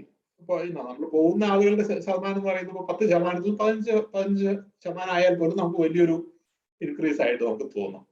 ഇപ്പൊ മൊത്തം കേരളത്തിൽ നിന്ന് പുറത്തേക്ക് പോകുന്ന യങ് സ്റ്റുഡൻസിന്റെ എണ്ണം എന്ന് പറഞ്ഞിട്ടുണ്ടെങ്കിൽ ഈ പറഞ്ഞ പോലെ ഒരു കേരള ജനസംഖ്യയുടെ 1% പോലും ഇപ്പോഴും വരുന്നില്ല. ആ ഒരു പ്രപ്പോർഷൻ അല്ല. ആ മൊത്തമായിട്ടുള്ള ഡെമോഗ്രാഫിക് ഒഴുക്കല്ല നമ്മളെ പേടിപ്പിക്കേണ്ടത്. നമ്മളെ പേടിപ്പിക്കേണ്ടത് വേറൊരു കാര്യമാണ്. അതായത് കേരളത്തിലെ ഈ പുറത്തേക്ക് പോകുന്നത് സാമ്പത്തികമായ കാര്യങ്ങൾ കൊണ്ട് മാത്രമല്ല, സാമൂഹ്യമായ കാര്യങ്ങൾ കൊണ്ട് തന്നെയാണ്. കേരളത്തിലെ സൊസൈറ്റി എന്ന് പറയുന്നത് ഈ കൺസർവേറ്റീവ് മൈൻഡ് സെറ്റിന്റെ ലോകത്തിലെ ഏറ്റവും മൂരാച്ചുകളുടെ ഒരു സ്ഥലമായിട്ട് കേരളം മാറിക്കൊണ്ടിരിക്കുകയാണ്. അപ്പൊ അറേഞ്ച് മാരേജ് എന്ന് പറഞ്ഞു കഴിഞ്ഞിട്ടുണ്ടെങ്കിൽ ലോകത്ത് അറേഞ്ച് മാരേജ് ഇല്ലാതെ ആയിക്കൊണ്ടിരിക്കുകയാണ്. I think the last place where arranged marriage will exist will be in Kerala. ഇപ്പോൾ പോലും ഒരു സ്ത്രീ പുരുഷനും ഇഷ്ടപ്പെട്ട് കല്യാണം കഴിച്ചിട്ടുണ്ടെങ്കിൽ ചെറുക്കന്റെ കാല് തല്ലി ഒടിക്കുക, പെണ്ണിനെ കഴുത്ത് കെട്ടുക എന്നുള്ള തരത്തിലുള്ള നോൺസെൻസുകൾ ഇന്നും കേരളത്തിൽ നടക്കുന്നു എന്നുള്ളത് വലിയ ബുദ്ധിമുട്ടുള്ള കാര്യമാണ്. സ്ത്രീകളുടെ കാര്യം എടുത്തു കഴിഞ്ഞിട്ടുണ്ടെങ്കിൽ ഞാൻ എപ്പോഴും പറയാറുള്ളതാണ്, സ്ത്രീകളെ സംബന്ധിച്ചോളം ഒട്ടും സ്ത്രീ സൗഹൃദമല്ലാത്ത സംസ്ഥാനമാണ് കേരളം. കേരളത്തിൽ ഒരു പൊതു ഗതാഗതം എടുത്തു കഴിഞ്ഞിട്ടുണ്ടെങ്കിൽ കേരളത്തിൽ വൈകുന്നേരം 7 മണി കഴിഞ്ഞിട്ടുണ്ടെങ്കിൽ നമ്മുടെ പൊതുഗതാഗതത്തിലും നഗരങ്ങളിലും സ്ത്രീകൾ എംപ്റ്റി ഔട്ട് ചെയ്യപ്പെടുകയാണ്. ഒരു സുരക്ഷാ ബോധം ഇല്ലാത്തൊരു സ്ഥലമായിട്ട്. അപ്പൊ അങ്ങനെ വരുമ്പോൾ എന്ന് പറഞ്ഞിട്ടുണ്ടെങ്കിൽ സാമ്പത്തികമായ കാര്യങ്ങൾ മാത്രമല്ല, ഇതുപോലെയുള്ള കാരണം കൊണ്ടും ആളുകൾ പുറത്തേക്ക് പോകും. പുറത്തേക്ക് പോകുന്നത് മാത്രമല്ല, ഇങ്ങനെയുള്ള കാര്യങ്ങൾ ഇഷ്ടമല്ലാത്ത ആളുകളായിരിക്കും കൂടുതൽ പുറത്തേക്ക് പോകുന്നത്. അപ്പൊ അതിന്റെ ഫലം എന്തായിരിക്കും? ബാക്കി കിടക്കുന്ന ആളുകൾ എന്ന് പറഞ്ഞാൽ കൂടുതൽ മൂരാച്ചികളായിരിക്കും. അപ്പൊ ഈ മൂരാച്ചികളുടെ ഒരു കോൺസെൻട്രേഷൻ അവിടെ ഉണ്ടാകും. അത് ആണ് എന്നെ വാസ്തവത്തിൽ കൂടുതൽ പേടിപ്പിക്കുന്നത്. അതായത് നമ്മുടെ as A society we will be in a vicious circle going down and down in conservative values, while everyone who is modern in thinking, who want better, not just money, but a more liberal free lifestyle, they will all get out. So the place which will remain will be a worse place than if they were there. അതാണ് എന്നെ കൂടുതൽ പേടിപ്പിക്കുന്നത്. Thank you. Thank you. നമ്മള് ഇപ്പോൾ കുറേ questions already നമ്മുടെ കമ്മ്യൂണിറ്റിക്കകത്ത് നിന്ന് തന്നെ ധാരാളം പേര് ക്വസ്റ്റ്യൻസ് ഓൾറെഡി ചാറ്റ് വിൻഡോയിൽ ഇട്ടു, and you answered all the questions for them. So we would like to give an opportunity for anybody who would like to ask a question directly, chat cheyade. If you want to really just raise your hand and ask your question. Appam technology ayadonde raise your hand alla. So Zoom application lude if you want to go and click the raise hand button and the reactions tab on the bottom panel, and then we will pick your name and then you can ask your questions as you want. So if you would like to do that, let me give you a couple seconds. So if you want to raise your hand, so we can see your raised hand. ഞങ്ങൾ ആദ്യം തന്നെ Sudheer. Okay, Sudhir, I see your hand first. So okay. You want to go? Murali Cheta, thanks again for all you do in the community social network. I mean, for the last 3-4 years, and as well as like your chai pe charcha and everything. So when you come here, would you be? I mean, we expect you to be here for a chai pe charcha. Okay. And the question എന്ന് വെച്ച് കഴിഞ്ഞാൽ ചേട്ടൻ നേരത്തെ പറഞ്ഞ Estonia എന്ന് പറയുന്ന കൺട്രിയെ പറ്റിയാണ്. അപ്പോൾ ആ എസ്റ്റോണിയ എന്ന് പറയുന്ന കൺട്രിയുടെ ചേട്ടൻ പറഞ്ഞു it has been like they have been planning four almost 10-15 years or more than 20 years. ഇപ്പൊ നമ്മുടെ ഡെമോക്രസിയുടെ ഒരു അഡ്വാൻറ്റേജും ഡിസഡ്വാൻറ്റേജും അതാണ്. every 5 years the political spectrum changes or like the leadership changes. പ്രത്യേകിച്ചും കേരളം പോലെ പൊളിറ്റിക്കലി മോട്ടിവേറ്റ് ആയിട്ടുള്ള അല്ലെങ്കിൽ പൊളിറ്റിക്കലി ഇൻഫ്ലുവൻസ് ആയിട്ടുള്ള ഒരു ആൾക്കാർക്ക് ഇപ്പോൾ 5 വർഷം കഴിയുമ്പോൾ അവരുടെ പൊളിറ്റിക്കൽ സ്ട്രാറ്റജി തന്നെ മാറും. അപ്പോൾ നമുക്കതെങ്ങനെ ഓവർകം ചെയ്ത്, പ്രത്യേകിച്ചും ഈ ഡിജിറ്റലൈസേഷന് വേണ്ടിയുള്ള ഒരു ലോങ് ടൈം വിഷൻ, അപ്പോൾ അത് അങ്ങനെ ഒരു എസ്റ്റാബ്ലിഷ്മെന്റ് എങ്ങനെ അത്രത്തോളം politically managed by politics, but at the same time, or political establishment at the same time, it has to be out of that thing. So how do we solve that? Because that will become a problem, right? Or it could be I don't want to say that it's a problem. It could be a limitation. അതെങ്ങനെ solve ചെയ്യാൻ പറ്റും? വളരെ relevant ആയിട്ടുള്ളൊരു ചോദ്യമാണ്, ഒരു വിഷയമാണ്. കേരളത്തിലെ lead decision making കമ്മ്യൂണിറ്റിയുടെ ഡിജിറ്റൽ ലിറ്ററസി എൻഹാൻസ് ചെയ്യാന്നുള്ളതാണ് ആദ്യത്തെ സ്റ്റെപ്പ്. ഇപ്പോ 2017 ഓഗസ്റ്റിലാണെന്ന് എനിക്ക് തോന്നുന്നത്, കേരള അസംബ്ലി തന്നെ ഒരു ഇതിനെ വിളിച്ചിരുന്നു to talk to all MLAs about climate change. So I went there. Unfortunately, on that day, Kannur Medical College അനുമതി പിൻവലിക്കുകയെന്തോ ചെയ്ത വിഷയമായതുകൊണ്ട് പ്രതിപക്ഷ MLA-മാരെല്ലാം ഭരണകക്ഷി MLA-മാർക്കെതിരെ ധർണ നടത്തുന്ന ഒരു ദിവസമായിരുന്നു. അതുകൊണ്ട് because of that they could not come. So 80 MLAs, അതായത് 80 MLA എന്ന് പറയുമ്പോൾ വാസ്തവത്തിൽ ഭരണകക്ഷിയിലെ ഏതാണ്ട് എല്ലാവരും അവിടെ ഉണ്ടായിരുന്നു. Almost all ministers were there. Now, of course, it would have been great if all the MLAs were there and you could talk to them about climate change. And this is exactly what should happen. Because in September, the whole cabinet was there and I was asked to talk about climate change and disaster management. അപ്പോൾ അതുപോലൊരു സാഹചര്യത്തിൽ ഇതുപോലെയുള്ള നമ്മളുടെ MLA-മാരെ individual ആയിട്ടും കളക്റ്റീവായിട്ടും ഒരുമിച്ചിരുത്തി digital ട്രാൻസ്ഫോർമേഷനെ പറ്റി പറഞ്ഞ് മനസ്സിലാക്കി അതിന്റെ ഓപ്പർച്യൂണിറ്റി മനസ്സിലാക്കിയിട്ട് നമ്മളുടെ ഒരു ഡേറ്റ പോളിസി, ഒരു set of you need a set of data laws to make digital transformation possible. ഇപ്പൊ ആദ്യം പറഞ്ഞ ട്രാൻസ്പെറൻസി, ഡാറ്റ ഷെയറിംഗ്, അങ്ങനെ പല കാര്യങ്ങളുണ്ട്. അപ്പൊ അത് ആണ് ആദ്യത്തെ ഒരു സ്റ്റെപ്പ്. നമ്മളുടെ ഇപ്പോൾ എക്സിസ്റ്റിംഗ് ആയിട്ടുള്ള ടോപ്പ് ലീഡർഷിപ്പിലുള്ള ആളുകളുടെ ഡിജിറ്റൽ ലിറ്ററസി കൂട്ടുകയും ആ ഡിജിറ്റൽ ട്രാൻസ്ഫോർമേഷന്റെ കാര്യത്തിൽ ഒരു പൊളിറ്റിക്കൽ കോൺസെൻസ് ഉണ്ടാക്കിയെടുക്കുകയും ചെയ്യുക എന്നുള്ളത് പ്രാധാന്യമുള്ള കാര്യമാണ്. അതില്ലാതെ ഒന്നും നടക്കില്ല. രണ്ടാമത്തെ step, and this is where people like you have more to play. This is what I tell all the time, that നമ്മുടെ ഭാവി നേതാക്കന്മാർ ആരായിരിക്കുമെന്ന് ഇപ്പോഴേ നമുക്ക് അറിയാൻ. ശരിക്കും നമ്മളുടെ ഡെമോഗ്രഫി ഇസ് ഡെസ്റ്റിനി എന്നാണ്. ഇപ്പോ 2040 2050 നമ്മളെ നയിക്കാൻ പോകുന്ന എല്ലാ ഡൊമൈനിലും നമ്മൾ നയിക്കാൻ പോകുന്ന ആളുകൾ, പൊളിറ്റിക്സിൽ മാത്രമല്ല, അഡ്മിനിസ്ട്രേഷനിൽ നമുക്കറിയാം, അക്കാഡമിക്സിൽ നമുക്കറിയാം, കോർപ്പറേറ്റിൽ നമുക്കറിയാം, ബൈ ആൻഡ് ലാർജ് ഈ ആളുകളെ മീഡിയയിൽ നമുക്കറിയാം. ഈ ആളുകളെ ഒരുമിച്ച് കൂട്ടി അവർക്ക് കൂടുതൽ ഇൻഫർമേഷനും എക്സ്പോഷറും നൽകുന്ന തരത്തിലുള്ള ഒരു സിസ്റ്റമാറ്റിക് ലീഡർഷിപ്പ് പ്രോഗ്രാം നമ്മൾ എസ്റ്റാബ്ലിഷ് ചെയ്യുകയാണെങ്കിൽ, let's say we choose 30 people each year and then split them into 3 and say one set go to North America and learn about all practice, one set go to Europe, one set go to China, China, Singapore, East Asia, and so that they become a little bit of a specialist in what happens there. And ഓരോ വർഷത്തിലും 10-30 പേരെ വെച്ച് young ലീഡേഴ്സിനെ വെച്ചിട്ട് നമ്മൾ വിവിധ രാജ്യങ്ങൾ വിടുകയും അവരെ കണ്ടിന്യൂസ് ആയിട്ട് ട്രെയിൻ ചെയ്ത് കഴിഞ്ഞിട്ടുണ്ടെങ്കിൽ then you will have a much more not only trained leadership but also networked leadership who are not polarized by ideology, polarized by party. ആ തരത്തിലുള്ളൊരു ലീഡർഷിപ്പ് ജനറേഷൻ നമ്മൾ വാർത്തെടുക്കാൻ പറ്റുകയാണെങ്കിൽ then we have a chance. പക്ഷെ ഇപ്പോഴത്തെ പോലെ അവരവരുടെ പാർട്ടിയുടെ ഐഡിയോളജിയിൽ മാത്രം ഇപ്പോ ഇടതുപക്ഷത്തിന്റെ ആളുകളാണെങ്കിൽ അവർ ചൈനയിൽ പോയി, വലതുപക്ഷത്തിന്റെ ആളുകൾ ആണെങ്കിൽ അവർ അമേരിക്കയിൽ പോകാറില്ല, പക്ഷെ അങ്ങനെ പോയി അവർ ഇഷ്ടപ്പെടുന്ന ഐഡിയോളജി മാത്രം കണ്ട് വളരുന്ന ജനറേഷനാണ് നമ്മളെ നാളെ നയിക്കാൻ പോകുന്നതെങ്കിൽ they will be equally polarized when they get into leadership position, and that is not good for the future. Thank you. Thank you. Thank you, sir. Jagan?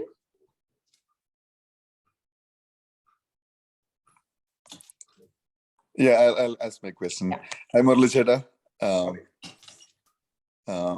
എനിക്ക് ചോദിക്കാനുള്ളതേ, അതായത് ഇപ്പൊ ഈ ഒരു പുതിയ കൺസെപ്റ്റ് ഉണ്ടല്ലോ, മെറ്റാവേഴ്സ് എന്നൊക്കെ പറയുന്ന കൺസെപ്റ്റ് ഉണ്ടല്ലോ. I'm not begin to virtual reality and all. പക്ഷേ കുറെ കാര്യങ്ങൾ ഇങ്ങനെ കേട്ടിടത്തോളം the possibility of that, it's going to catapult us, when it comes to digital transformation and, few of the other things at AI also, right? The possibilities are immense. ഞാൻ മനസ്സിലാക്കിയെടുത്തോളം probably generation X and before probably are just in denial, right? Generation Y and Z, Generation Y probably is watching it. Z and Alpha and all that, right? They're actually going to be experiencing it. What's your thought on that? Like, how it's going to play into it? And it's probably, we're talking about 20 to 30 years, but I think it's going to happen. That it is going to happen is for sure. Yeah. Are we driving it or are we following it? Right. That technology is going to come. Robotization of our society is going to happen.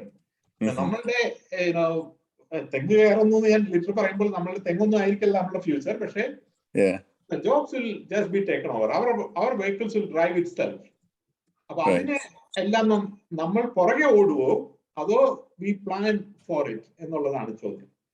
People are having technology in their hands already. Nirbhita Buddhi is there in every mobile phone in your hand. Every time you go and look for a Google map which is navigating your traffic, AI is already in your pocket. About AI, data protection vehicle. Data already available. Right. If you are knowledgeable enough, if you are wise enough, you will understand this, and then you will drive your future factoring the technology. If not, you will plan your future the way you always planned, and then the technology will just push you over the edge. Right. India തന്നെ മാതൃകയാകുന്ന തരത്തിൽ ടെക്നോളജിയെ lead ചെയ്യാനുള്ള സാധ്യത ഇന്ന് കേരളത്തിലുണ്ട്. കേരളത്തിൽ ഈ 136 engineering കോളേജിൽ നിന്ന് പഠിച്ചു വരുന്ന ആളുകളെ each of them are capable of being trained into like robot specialist and AI specialist etc. അതിന് പകരം അവരെ നമ്മൾ ബാങ്ക് ക്ലർക്കുമാരായിട്ടും ബസ് കണ്ടക്ടർമാരുമായിട്ടും മാറ്റി കഴിഞ്ഞിട്ടുണ്ടെങ്കിൽ then we are not going to lead into a digital transformation. That how you do it is the challenge. At the moment, I'm not seeing that vision or leadership, but it is possible still. ചെറിയൊരു window നമുക്കുണ്ട് just because other people are not caught up. ഇപ്പൊ നമ്മൾ Dubai ഒക്കെ വെച്ച് നോക്കിയാൽ we are already lost the game.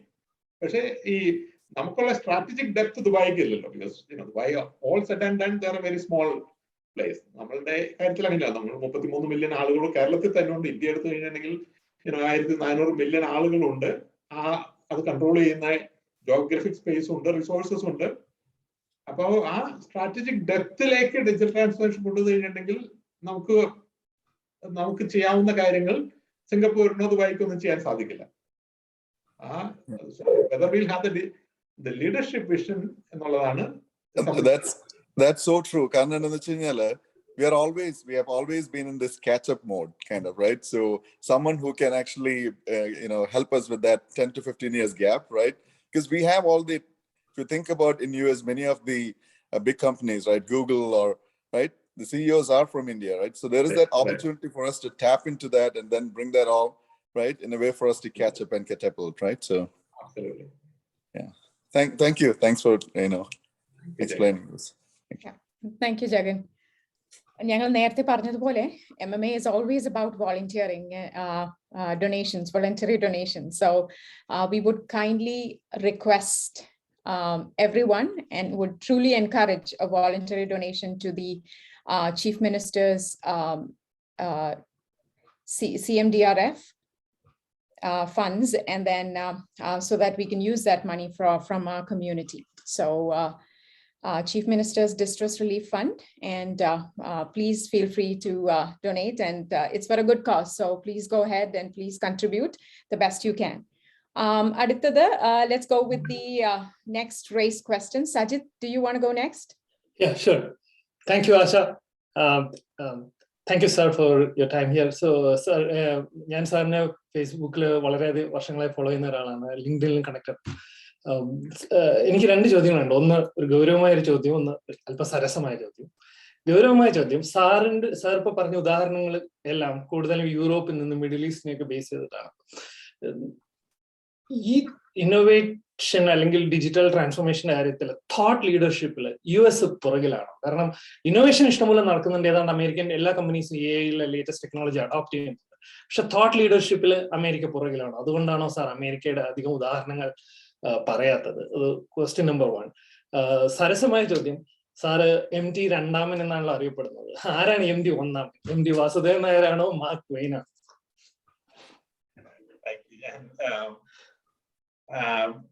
America പറ്റി ഞാൻ അധികം പറയാത്തത്, എനിക്ക് പരിചയക്കുറവുള്ള ഫീൽഡും നിങ്ങൾക്ക് പരിചയം കൂടുതലുള്ള ഫീൽഡും ആയതുകൊണ്ട് ആണ് ഞാൻ അമേരിക്കയെ പറ്റി അധികം എന്റെ ഈ ഒരു ഇതിൽ പറയാതിരുന്നത്.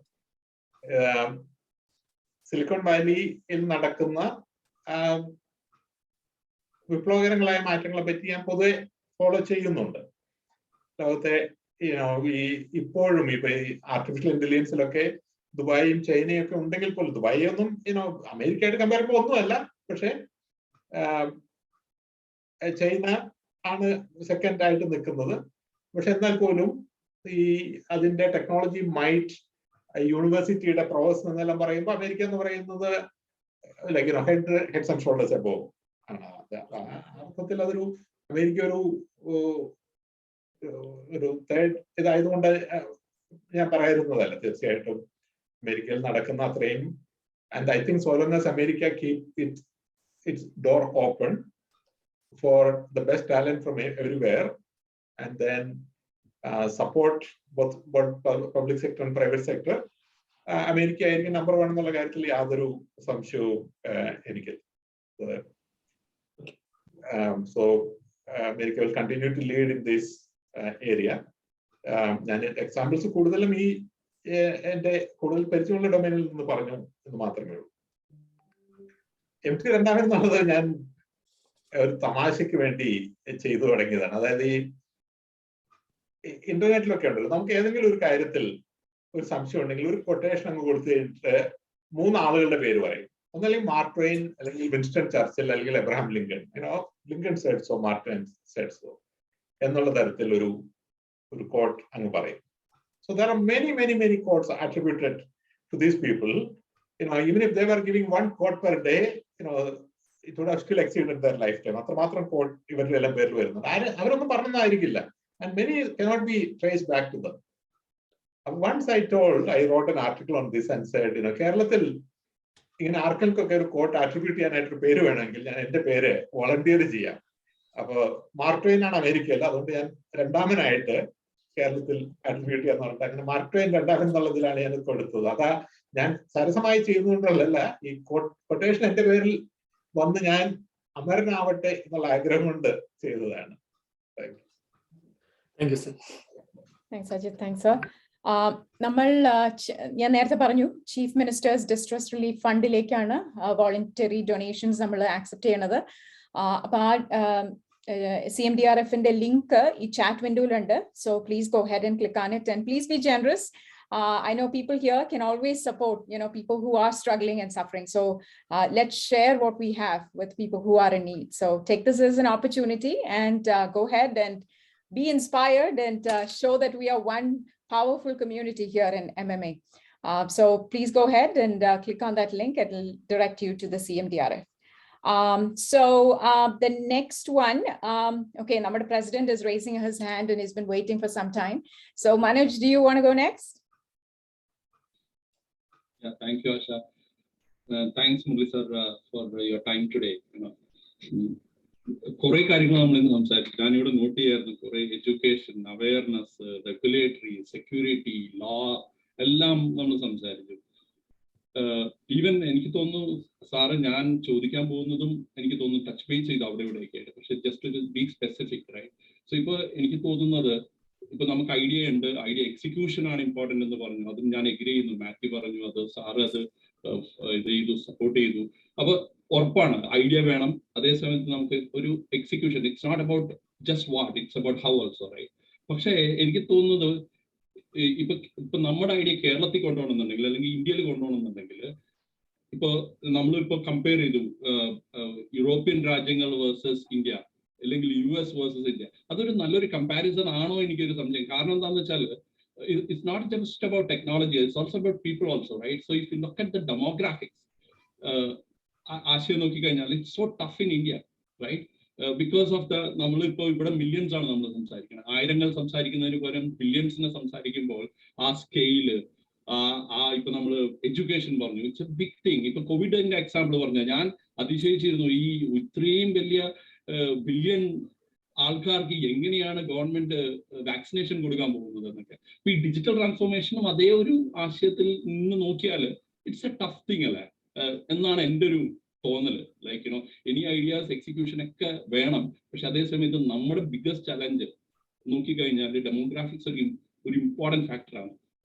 അതിനെ ബേസ് ചെയ്തിട്ടാണ് എല്ലാം നമ്മൾ പ്ലാനിങ്ങും എല്ലാം ചെയ്യുന്നത് ഇല്ലേ. അപ്പൊ എങ്ങനെയാണ് സാറിന്റെ അഭിപ്രായത്തിൽ അതിന്റെ ഒരു പാർട്ട് ഇതിൽ എത്ര ഇമ്പോർട്ടന്റ് ആണ്, എങ്ങനെയാണ് നമുക്ക് ഇതെല്ലാം ഒരു മിറ്റിഗേറ്റ് ചെയ്യാൻ പറ്റുന്നത് എന്നുള്ള ഒരു ചിന്താഗതിയാണ് എനിക്ക് സാറിന്റെ പെർസ്പെക്റ്റീവ് ഉണ്ടാകുന്നത്. Thank you. ഡെമോഗ്രഫി എന്ന് പറയുന്നത് ഒരു ഡബിൾ എഡ്ജ്ഡ് സ്വോർഡാണ്. It is on one side it's a huge challenge, but on the other side it's also a huge opportunity. ഇപ്പോൾ നമ്മൾ യൂണിവേഴ്സിറ്റി education എടുക്കുക.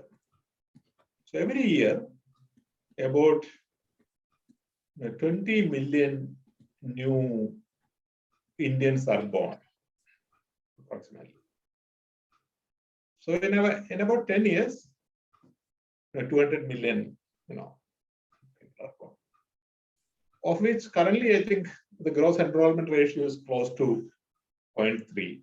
This means only 6 million people go to the university, but it is still 6 million people are going to the university. So if you look at digital transformation in education, on one side, you look, this is a huge challenge. How do you digitally transform the 6 million? On the other side, you look, India has 1.4 million schools, of which close to 100,000 are schools with only one teacher. Eka Adhyapaka Vidyalayam. Oru Adhyapakan മാത്രമേ ഉള്ളൂ.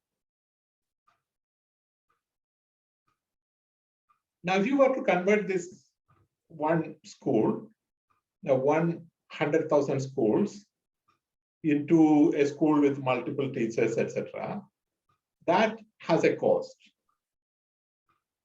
But if you are to use digital technology as a way of reaching these same students, then probably you can achieve that at 1/10 or even 1/100 the cost of that.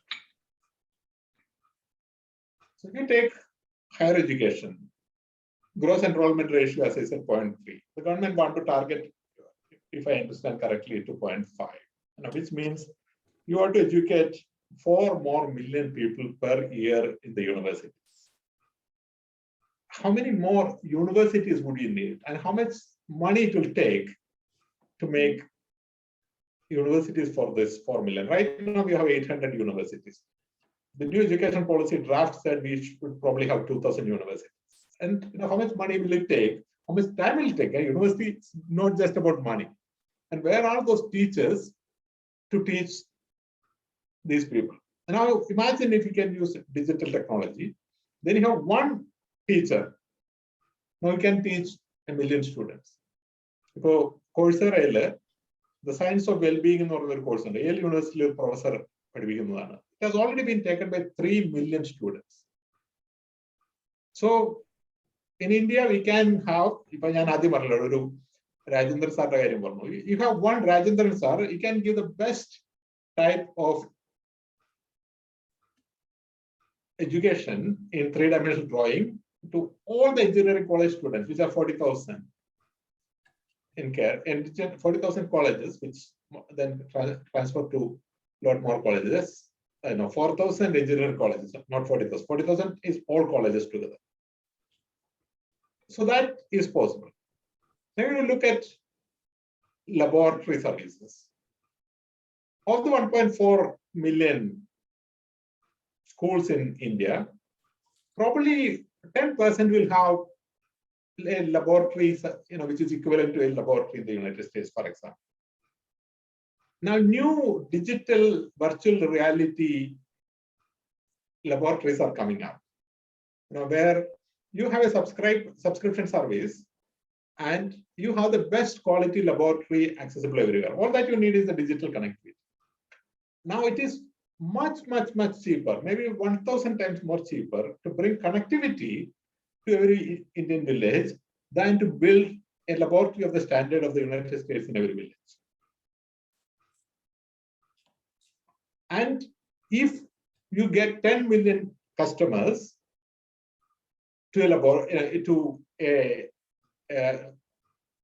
an automated laboratory, you can get it at much cheaper than if you are in a country of 10 million people. For example, if you look at these science journals, if all of India come together and say, we want connection for all the 6 million graduates who are at the university, these journals will give it free, because you get a 6 million database of people who will then buy other things which are referred to the journal. I think they can even advertise to them. So you can see demography as a huge plus as well. And this is where I think we have to leverage. So what are those areas where we actually have this customer base of large numbers on anything? You look at, let's say sanitary pad, how many, 500 million, for example, women who need this. The old dream of selling underwear to Chinese women, 1 billion underwear. So everything is in scale. So you have to see that as a positive thing as well. Thank you. Definitely, it is a positive thing. There's no doubt about it. But in the implementation side, how do we truly get there, right? How we get there to this mass? Yeah. So what I'm saying is that it's, and this is where digital is even simpler than physical. If you were to get there physically, that would have been a lot more difficult than if you want to reach them digitally. So if you were to provide, digital health to all 1.4 billion people, it's actually much simpler than giving it through public health centers in each of our, 1 million villages. Got it. Thank you. Thank you, sir. Yeah. Thanks, Manoj. So, Murali sir, as you know, we have been streaming on different platforms. Pala social media, YouTube, questions. If that's okay with you, we would like to go ahead. Yeah, please. Yes. Okay. So I'm going to ask the question on their behalf because our Zoom call lilla.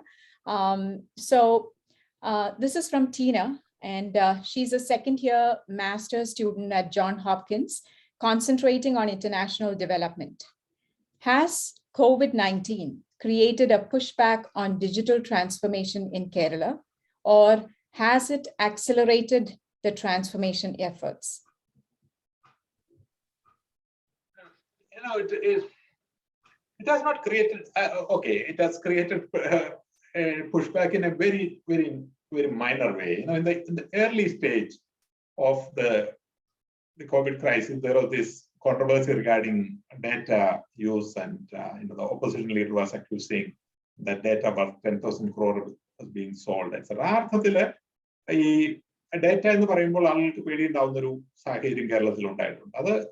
That is true. To that degree, if you ask, yes, it has created a little bit of a setback. ഈ ഉമ്മൻചാണ്ടി മുഖ്യമന്ത്രി ആയിരുന്നപ്പോൾ solar എന്നുള്ള scandal ആയതുകൊണ്ട് solar എനർജിയിൽ അതൊരു setback ഉണ്ടാക്കി, which is completely unnecessary. അപ്പൊ അതുപോലെ ഈ ഹെൽത്ത് ഡേറ്റ കാലത്തുണ്ടാക്കിയത് it has created a little bit of a data എന്ന് പറയുമ്പോഴത്തേക്ക് തന്നെ ആളുകൾ പ്രത്യേകിച്ച് മന്ത്രിമാരൊന്നും ചെയ്യാത്തൊരു സ്ഥിതി ഉണ്ടാക്കിയിട്ടുണ്ട്. This is true.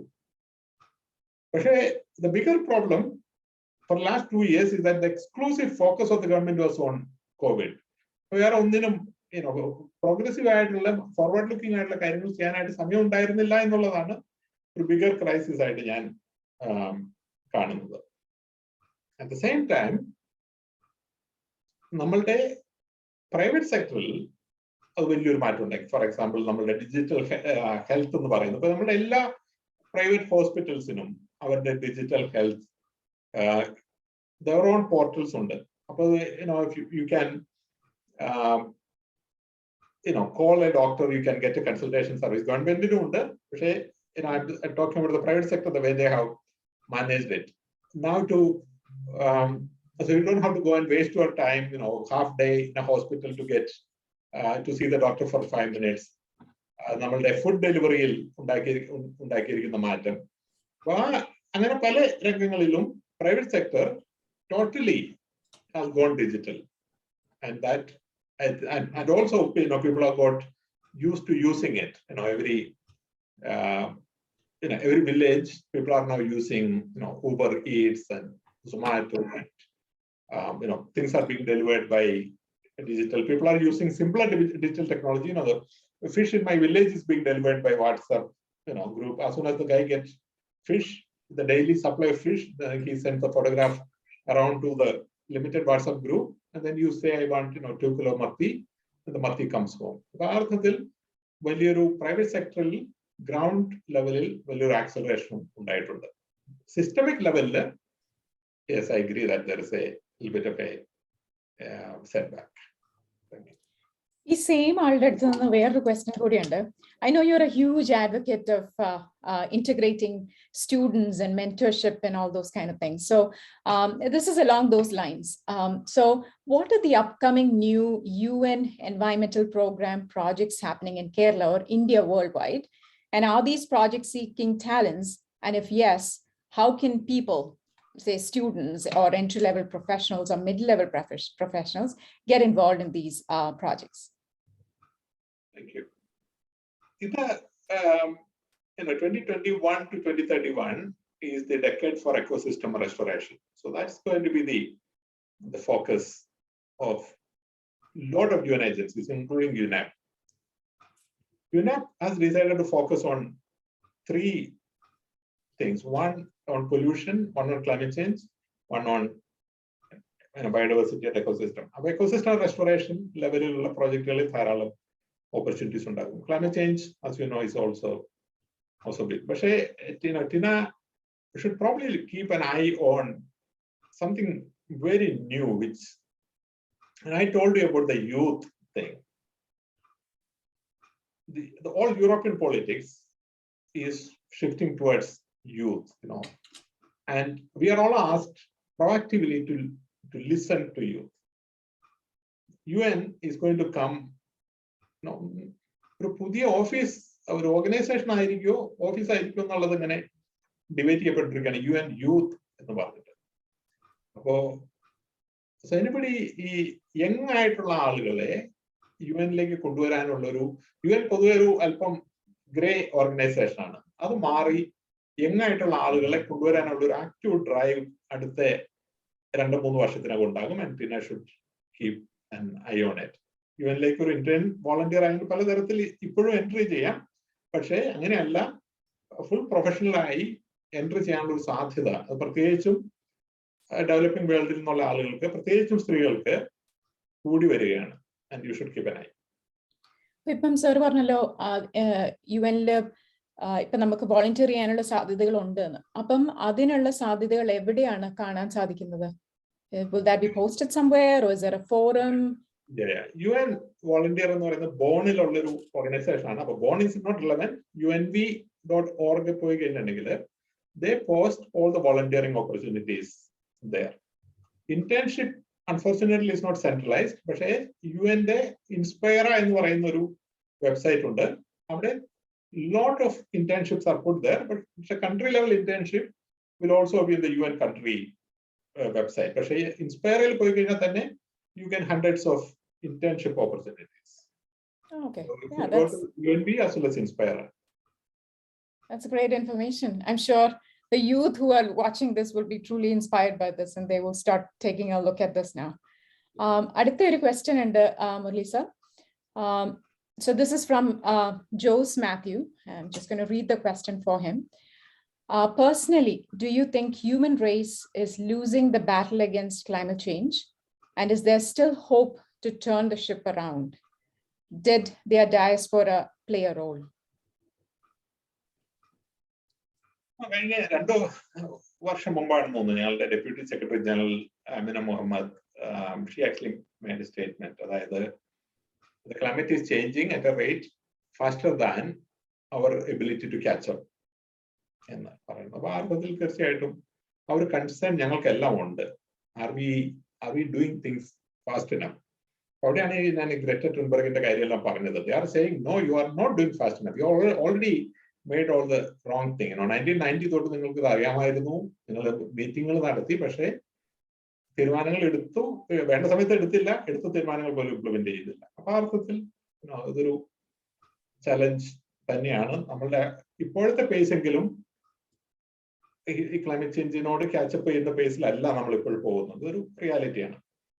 പക്ഷെ ഞാൻ ആദ്യമേ പറഞ്ഞല്ലോ, ഈ കോവിഡ് കൊണ്ടുവന്ന ഒരു ലെസൺ ഉണ്ട്. അതായത് നമ്മളുടെ എക്സിസ്റ്റൻഷ്യൽ ക്രൈസിസ് ആണെന്നുള്ള റിയൽ റിയലൈസേഷൻ നമുക്ക് എന്നുണ്ടാവുന്നു, അന്ന് വളരെ വേഗത്തിൽ അഡാപ്റ്റേഷൻ നടത്താനായിട്ട് രാജ്യങ്ങളും സൊസൈറ്റിയും തയ്യാറാണെന്നുള്ള സിഗ്നൽസ് നമുക്ക് കിട്ടിയിട്ടുണ്ട്. അപ്പൊ വിമാനങ്ങൾ പറക്കണ്ട എന്ന് വെച്ചാൽ വിമാനങ്ങൾ പറക്കില്ല എന്നുള്ളൊരു സാഹചര്യം ഇന്ന് നമുക്കുണ്ട്. അത് 2 വർഷം മുമ്പ് ഇതുപോലെ നമ്മൾ ചിന്തിച്ചിരുന്നെങ്കിൽ okay, there will be a disease and we'll close all the planes, and we would have said no, this will not happen എന്ന് പറയുന്നത്. ഇപ്പൊ നമ്മൾ എല്ലാ രാജ്യങ്ങളും എഗ്രി ചെയ്തതിന് ശേഷം ബോർഡർ ക്ലോസ് ചെയ്യാനാണെങ്കിൽ it would have never happened, but it happened. അപ്പൊ ആ അർത്ഥത്തിൽ I think human rights still have hope. Okay. അടുത്ത one last question. റോഷന്റെ അടുത്ത് നിന്നാണ്. So how close is India from being 100% cashless? Sir, you were talking about digitization and how everything is going to go digital in India. Entirely cashless ആയി all transactions digital ആകുന്ന ഒരു സമയത്തെ പറ്റി, and അങ്ങനെ ഒരു സമയം വരുമ്പം what is a major hurdle that is stopping India from becoming one?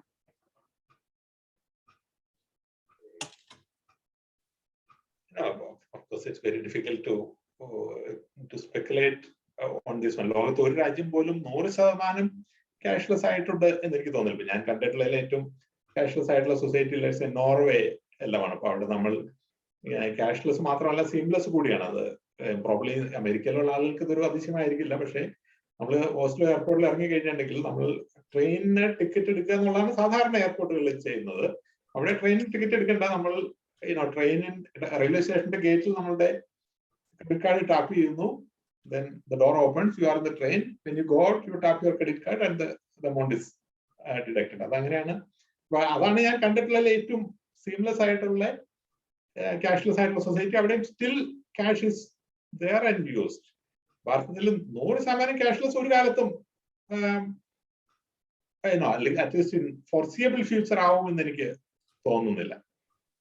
I think the bigger thing what I am watching is how soon cryptocurrency will take over the whole currency market എന്നുള്ളതാണ് ഞാൻ കൂടുതൽ ഇത് ചെയ്യുന്നത്. I think that's the reality and that will come within 10 years. I think crypto will be the currency എന്നാണ് ഞാൻ വിശ്വസിക്കുന്നത്.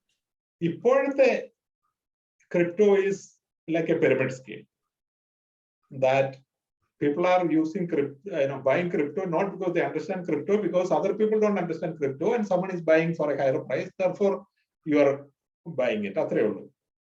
പക്ഷെ ക്രിപ്റ്റോയെ ഒരു സ്പെക്കുലേറ്റീവ് ഇൻസ്ട്രുമെന്റ് ആയിട്ടുള്ള ഒരു കൺവീനിയന്റ് ട്രാൻസാക്ഷൻ ടൂൾ ആയിട്ട് ഉപയോഗിക്കുന്ന ഒരു കാലം വരുമെന്നും അത് 10 വർഷത്തിനകം ഉണ്ടാകും എന്നുമാണ് എനിക്ക് തോന്നുന്നത്. അപ്പൊ എന്നോട് യൂറോപ്പിലെ ഒരു മിനിസ്റ്റർ പറഞ്ഞൊരു കഥയുണ്ട്. ഈ കൂടുതൽ ഡിജിറ്റൈസേഷൻ അവരുടെ സൊസൈറ്റിയിൽ കൊണ്ടുവന്ന സമയത്ത് അവിടുത്തെ മന്ത്രിസഭയിൽ ഡിസ്കഷൻ ആയിരുന്നു. ആളുകളുടെ മീഡിയയുടെ ഒക്കെ ആർഗ്യുമെന്റ് ഇതായിരുന്നു, ഇവിടുത്തെ ആളുകളൊക്കെ ഓൾഡ് ജനറേഷൻ ആണ്, അവരെല്ലാം ക്യാഷ് ഉപയോഗിച്ചിട്ടുള്ള രീതികളാണ്, ഈ ബാങ്കിങ് കൊണ്ടുവന്നിട്ടുണ്ടെങ്കിൽ ആളുകൾക്ക് ബുദ്ധിമുട്ടാകുമെന്നെല്ലാം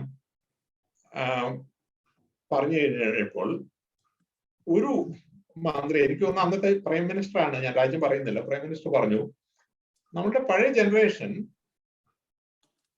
എന്ന് പറയുന്നത് കൺസർവേറ്റീവ് ആണെങ്കിലും അവർ പൈസയുടെ കാര്യത്തിൽ വലിയ വാല്യൂ കൊടുക്കുന്ന ആളുകളാണ്. അപ്പൊ നമ്മൾ ബാങ്കിൽ പോയി കഴിഞ്ഞാൽ ഒരു ട്രാൻസാക്ഷൻ ചെയ്യണമെങ്കിൽ അതിന് €5 എക്സ്ട്രാ കൊടുക്കണമെന്ന് പറഞ്ഞു കഴിഞ്ഞിട്ടുണ്ടെങ്കിൽ they will stop going and they will start to learn e-banking എന്ന് പറയും. And this turned out to be right. ഇപ്പൊ എനിക്കൊക്കെ വാസ്തവത്തിൽ യൂറോപ്പിൽ വന്നു കഴിയുമ്പോൾ എനിക്ക് ഭയങ്കര അതിശയമായിരുന്നു. When I was told if I go to a bank I have to pay 50 francs extra to get a draft, whereas if I order it electronically it was free. അപ്പോൾ 2005 ശേഷം we were actively discouraged from going to the bank by putting a financial penalty if you are to go. And this is true in our place as well. നമ്മളുടെ ആളുകൾ വളരെ ക്യാഷിന്റെ കാര്യത്തിൽ വളരെ value for money കാണുന്ന ആളുകളാണ്. അപ്പോൾ digital transformation, if that become something which is financially beneficial to them, even a small amount, let's say every digital transformation, if you pay a bill electronically, you get 1% less for fish and 1% less for everything. I think the transformation will happen much faster than otherwise. I don't think technology for digital literacy is the limitation. That people will get over very fast. You can have intermediary instrument, പല കാര്യങ്ങളും നമുക്ക് ചെയ്യാനായിട്ട് സാധിക്കും. പക്ഷേ you have to put a financial incentive to make that transition. Thank you. So, ലോകത്തിലെ പല catastrophic സിറ്റുവേഷൻസിൽ നിന്നും recover ചെയ്യാൻ വലിയൊരു പങ്ക് വഹിച്ച ഒരാളാണല്ലോ. സോ താങ്കൾ ഈ അടുത്ത് ഫേസ്ബുക്കിൽ കണ്ടു that you did paragliding. How was that? Running into a situation like that. അതും ഈ ഇങ്ങനെയുള്ള ലോകത്തെ റിക്കവർ ചെയ്യാൻ പോകുന്ന ആ ഒരു എക്സ്പീരിയൻസും സിമിലർ ആയിട്ട് തോന്നിയോ? അതോ this is something that you voluntarily jumped in? I was talking in this context of the guy getting stuck in the hill. അപ്പോ നമ്മളുടെ ഔദ്യോഗികമായിട്ടുള്ള കാര്യങ്ങളിൽ നമ്മളുടെ ഡേ ടു ഡേ ലൈഫിന്റെ കാര്യത്തിലെല്ലാം നമ്മൾ പൂർണ്ണമായിട്ടും സുരക്ഷയുടെ എല്ലാ പോസിബിൾ ആയിട്ടുള്ള കാര്യങ്ങളും ചെയ്യേണ്ടത് അത്യാവശ്യമാണ്. When your child is in the car, there will always be a child seat. When you are in the car, you should always have your seat belts on. അപ്പൊ ഈ കാര്യത്തിൽ നമ്മൾ യാതൊരു വിട്ടുവീഴ്ചയും കാണിക്കാൻ പാടില്ല. അതേസമയം തന്നെ we only have one life, and I think we should constantly push our boundaries. Seat belt ഇടാതെ 140 കിലോമീറ്ററിൽ പോയി അതല്ല ബൗണ്ടറി പുഷ് ചെയ്യാന്ന് പറഞ്ഞിട്ടുണ്ട്. Boundary pushing is about new experiences. ഈ യേൽ യൂണിവേഴ്സിറ്റിയിലെ പ്രൊഫസറുടെ കോഴ്സിനെ പറ്റി ഞാൻ പറഞ്ഞല്ലോ, ദ സയൻസ് ഓഫ് വെൽബീയിങ്. നിങ്ങളത് ഇതേവരെ ജോയിൻ ചെയ്തിട്ടില്ലെങ്കിൽ നിങ്ങളെ ജോയിൻ ചെയ്യണം, ഫ്രീ കോഴ്സാണ്. So it explains why, what makes people happy. And it actually says it's not more money, it's more experiences which makes you happy. So I'm all the time accumulating experiences of every possible kind, and this is one of them.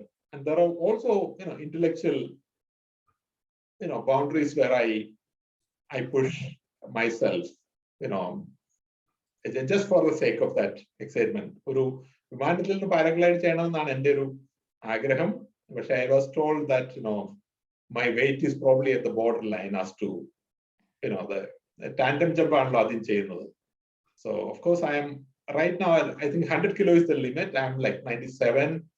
So I'm thinking maybe when I'm 90, I will give it a go. So that's my target. Thank you, sir.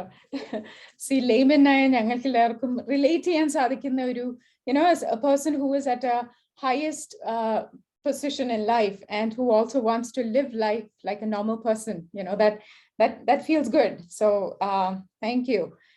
And ഇന്നത്തെ ഈ session നമ്മൾ we know we went a little over your time.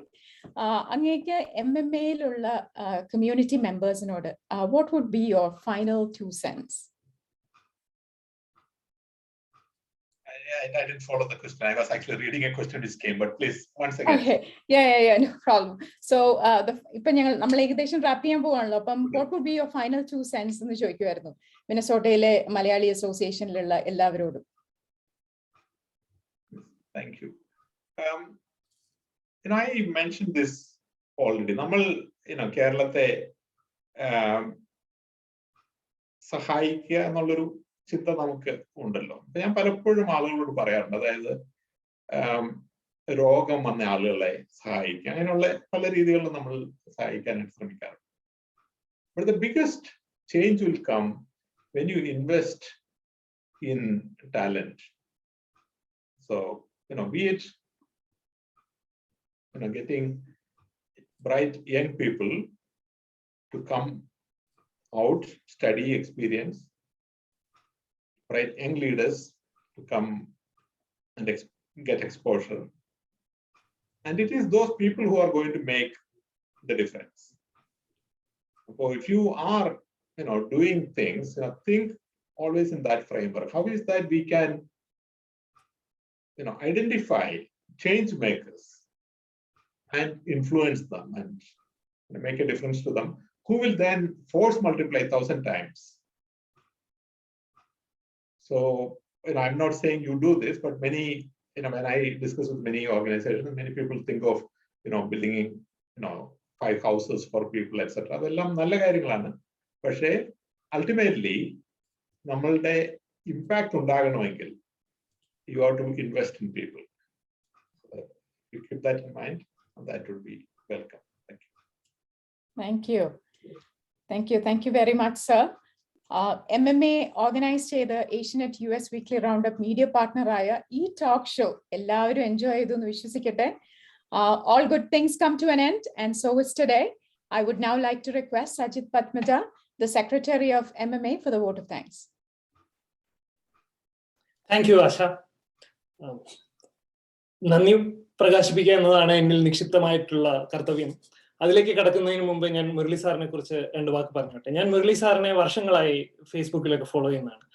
വർഷങ്ങൾക്ക് മുമ്പ് എനിക്ക് തോന്നുന്നു മാതൃഭൂമിയിലാണെന്ന് തോന്നുന്നു അദ്ദേഹം ഫിൻലാൻഡിലെ സാനയിൽ നടന്ന ഒരു എക്സ്പീരിയൻസിനെ കുറിച്ച് രസകരമായ ഒരു ആർട്ടിക്കിൾ എഴുതിയിരുന്നു. അതാണ് എനിക്ക് തോന്നുന്നു ഞാൻ ആദ്യമായി അദ്ദേഹത്തിന്റെ ആർട്ടിക്കിൾ വായിച്ചത്. അന്ന് തൊട്ട് അദ്ദേഹത്തിന്റെ ഏതാണ്ട് എല്ലാ ആർട്ടിക്കിൾസും ഞാൻ വായിക്കാറുണ്ട്. ലിങ്ക്ഡിനിൽ അദ്ദേഹത്തെ ഫോളോ ചെയ്യുന്നുണ്ട്. എല്ലാവർക്കും അറിയാവുന്ന പോലെ അദ്ദേഹം യുണൈറ്റഡ് നേഷൻസിന്റെ ദുരന്ത നിവാരണ സേനയുടെ തലവനാണ്. അദ്ദേഹം ലോകത്തെ എവിടെ ദുരന്തം ഉണ്ടായാലും അവിടെ എത്താറുണ്ട്. ഏകദേശം ഒരുപക്ഷെ ലോകത്തെ എല്ലാ രാജ്യങ്ങളും സന്ദർശിച്ചിട്ടുള്ള മലയാളികളിൽ ഒരാൾ അദ്ദേഹമായിരിക്കും. സാധാരണക്കാർക്ക് അപ്രാപ്യമായ സ്ഥലങ്ങളായ അഫ്ഗാനിസ്ഥാൻ, സുഡാൻ, അല്ലെങ്കിൽ ടൂറിസ്റ്റുകൾ അധികം പോകാത്ത സ്ഥലങ്ങൾ, ഹെയ്ത്തി പോലത്തെ സ്ഥലങ്ങളിലൊക്കെ അദ്ദേഹം വളരെയധികം തവണ പോയിട്ടുണ്ട്. അനവധി അനുഭവങ്ങൾ അദ്ദേഹത്തിനുണ്ട്. ഈ അനുഭവങ്ങളൊക്കെ അദ്ദേഹം കേരള സമൂഹവുമായി പങ്കുവയ്ക്കാറുണ്ട്. അദ്ദേഹം വളരെ പാഷനേറ്റ് ആയിട്ട് എഴുതുന്ന ഒരാളാണ്.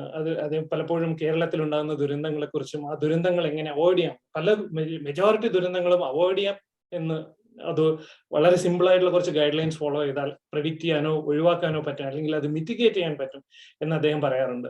പ്രത്യേകിച്ചും അദ്ദേഹം പാഷനേറ്റ് ആയിട്ട് ഫോളോ ചെയ്യുന്ന ഒരു കാര്യമാണ് കേരളത്തിൽ ഉണ്ടാകുന്ന മുങ്ങിമരണങ്ങൾ. കേരളം ധാരാളം ജലാശയങ്ങളുള്ള ഒരു സ്ഥലമാണ്. അതുകൊണ്ട് തന്നെ അടിക്കടി മുങ്ങിമരണങ്ങൾ റിപ്പോർട്ട് ചെയ്യപ്പെടാറുണ്ട്. അദ്ദേഹം പലപ്പോഴും പറയാറുണ്ട്, ഒരു handful of guide lines follow ചെയ്താൽ എല്ലാ മുങ്ങിമരണങ്ങളും ഒഴിവാക്കാൻ കഴിയും. ഓരോ തവണയും അത് റിപ്പോർട്ട് ചെയ്യുമ്പോഴും വളരെ വേദനയോടെ അദ്ദേഹം ആർട്ടിക്കിൾ എഴുതാറുണ്ട്. ഞാൻ പലവട്ടം പറഞ്ഞിട്ട് ആൾക്കാർ കേൾക്കുന്നില്ല, എന്തെങ്കിലും ചെയ്യണം, ഈ മുങ്ങി മരിക്കുന്ന ഓരോ ജീവനും നമുക്ക് ഈസി ആയിട്ട് രക്ഷിക്കാൻ കഴിയും. അത്ര പാഷനേറ്റ് ആയിട്ട് വർക്ക് ചെയ്യുന്ന ഒരാളാണ് മുരളി സാർ. എന്റെ പ്രാർത്ഥനയിൽ എല്ലാ ദിവസവും ഞാൻ പ്രാർത്ഥിക്കാറുണ്ട് ലോകത്ത് ദുരന്തങ്ങളൊന്നും ഉണ്ടാവരുത് എന്ന്. ഇന്നത്തെ ദിവസം ഞാൻ പ്രത്യേകം പ്രാർത്ഥിച്ചിരുന്നു ഒരു ദുരന്തം ഉണ്ടാവരുത് എന്ന്. കാരണം എന്തെങ്കിലും ദുരന്തം ഉണ്ടായ സാറ് നേരെ അങ്ങോട്ട് പോകും, അദ്ദേഹത്തിന് കിട്ടില്ല. അതുകൊണ്ട് ദൈവം സഹായിച്ച് ഇന്ന് പ്രത്യേകിച്ച് വലിയ ദുരന്തങ്ങളൊന്നും ഉണ്ടായില്ല. അതുകൊണ്ട് സാറുമായിട്ടുള്ള ഒരു സംവാദത്തിൽ ഏർപ്പെടാൻ നമുക്ക് സാധിച്ചു. അദ്ദേഹത്തിന്റെ ഒരു ആരാധകൻ എന്ന നിലയിൽ വളരെ ത്രില്ഡാണ്. അതുപോലെ തന്നെ വളരെ സരസമായി എഴുതുന്ന ആളാണ് സാറ്. ഹാസ്യ സാഹിത്യത്തിന് കേരള സാഹിത്യ അക്കാദമി അവാർഡ് കിട്ടിയിട്ടുണ്ട് അദ്ദേഹത്തിന്. അദ്ദേഹത്തിന്റെ പുസ്തകങ്ങൾ വായിക്കണം ഞാൻ എല്ലാവരോടും അഭ്യർത്ഥിക്കുന്നു. ഇത്രയും തിരക്കുകൾക്കിടയിൽ ഞങ്ങൾക്ക് വേണ്ടി അല്പം സമയം മാറ്റിവെച്ചതിൽ മിനസോട്ട മലയാളി അസോസിയേഷന്റെ പേരിലും ഇവിടുത്തെ മലയാളി സമൂഹത്തിന്റെ പേരിലും എന്റെ വ്യക്തിപരമായ പേരിലും ഞാൻ അദ്ദേഹത്തോട് നന്ദി അറിയിക്കുന്നു. Next, I'd like to thank our wonderful host, Asha, who ran this show with such humility and grace. Also, thanks to Asianet US Weekly Roundup for being our media partner. I'd also like to thank the president of MMA, Mr. Manoj Prabhu, for the leadership and innovative strategic thinking to make a difference among the Malayali community. Also, thanks a lot to our other board members, Sujit Kurup, treasurer, for contacting Dr. Thummarukudy sir and talking to him about our community and convincing him to join our program.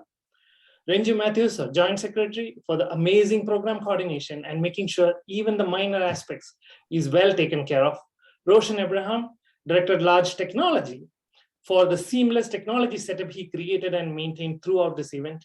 Veena Tharail, Director at Large Marketing, for making sure the news of this event reaches everyone in the community.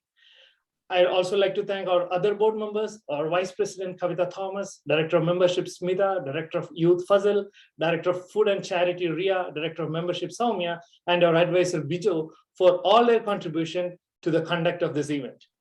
Last but not the least, I'd like to thank each and every one of you for attending this event and participating so actively. Thanks a lot for all those excellent questions. Thanks to everyone who has joined live and also watching this via our Facebook and YouTube streams, and also Asianet's YouTube stream. Thank you, everybody. Nandi, namaskar. Thank you, Sajid. Thank you very much.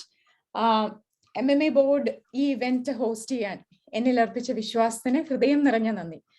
And that's what we would call an enriching morning. Thank you again, Muralee sir, for dedicating your precious time with us today. Ishwarnod prarthikkunnundu. May all your objectives be fulfilled and wishing you all success in all your future endeavors. Thank you again, sir. Thank you very much. അടുത്തത് കുറച്ച് ഹൗസ്കീപ്പിംഗ് activities ആണ്. നമ്മൾ MMA ഓർഗനൈസേഷന്റെ internal ആയിട്ടുള്ള കുറച്ച് ഹൗസ്കീപ്പിംഗ് കാര്യങ്ങളൊക്കെയാണ്. So thank you. This group has been so wonderful with so many questions, and നമ്മൾ ഉദ്ദേശിച്ചാലും ആഗ്രഹിച്ചാലും ഒക്കെ കൂടുതലായിട്ട് വളരെ ആക്റ്റീവായിട്ട് എല്ലാവരും പാർട്ടിസിപ്പേറ്റ് ചെയ്തിരുന്നു. So thank you very much for being such curious members of MMA and showing us that we are truly involved in all the activities that the organization puts ahead. So adutha exciting event, MMA day adutha event endanu vecha, Women's Day is coming up. And more than ever, I think with all of us being working from home and moms having to take care of multiple things, we're wearing multiple hats. Not that dads don't, but we moms, we claim that we do wear a lot more hats than the dads do. But on the Women's International Day celebrated is the next event that's coming up. So we have a special guest speaker, Indu Chatan, and feelings and feelings and women directly proportional ആണ്. അപ്പൊ അതുകൊണ്ട് തന്നെ ഇപ്രാവശ്യം നമ്മൾ choose ചെയ്തിരിക്കുന്ന topic എന്ന് പറഞ്ഞിരിക്കുന്നത് the power of feelings എന്ന വളരെ ഇൻട്രസ്റ്റിംഗ് ആയിട്ടുള്ള ടോപ്പിക്കും അതിനോടനുബന്ധിച്ച് കുറച്ച് ഫൺ ആക്ടിവിറ്റീസുമാണ് ഇനി അടുത്ത event. So stay tuned. So we're now going to keep the floor open for everyone. In case ഒരു പക്ഷേ ഈ സാഹചര്യത്തിൽ ചിലപ്പോൾ കുറച്ചു പേരെങ്കിലും അങ്ങോട്ടും ഇങ്ങോട്ടും ഒക്കെ ആദ്യമായിട്ട് കാണുന്നത് ഈ സമയത്തായിരിക്കാം. So we're going to keep this open. Grab a cup of coffee or tea or whatever your favorite beverage is, and let's have a chit chat. So thank you everyone. Again, have a great rest of the day. Until next time.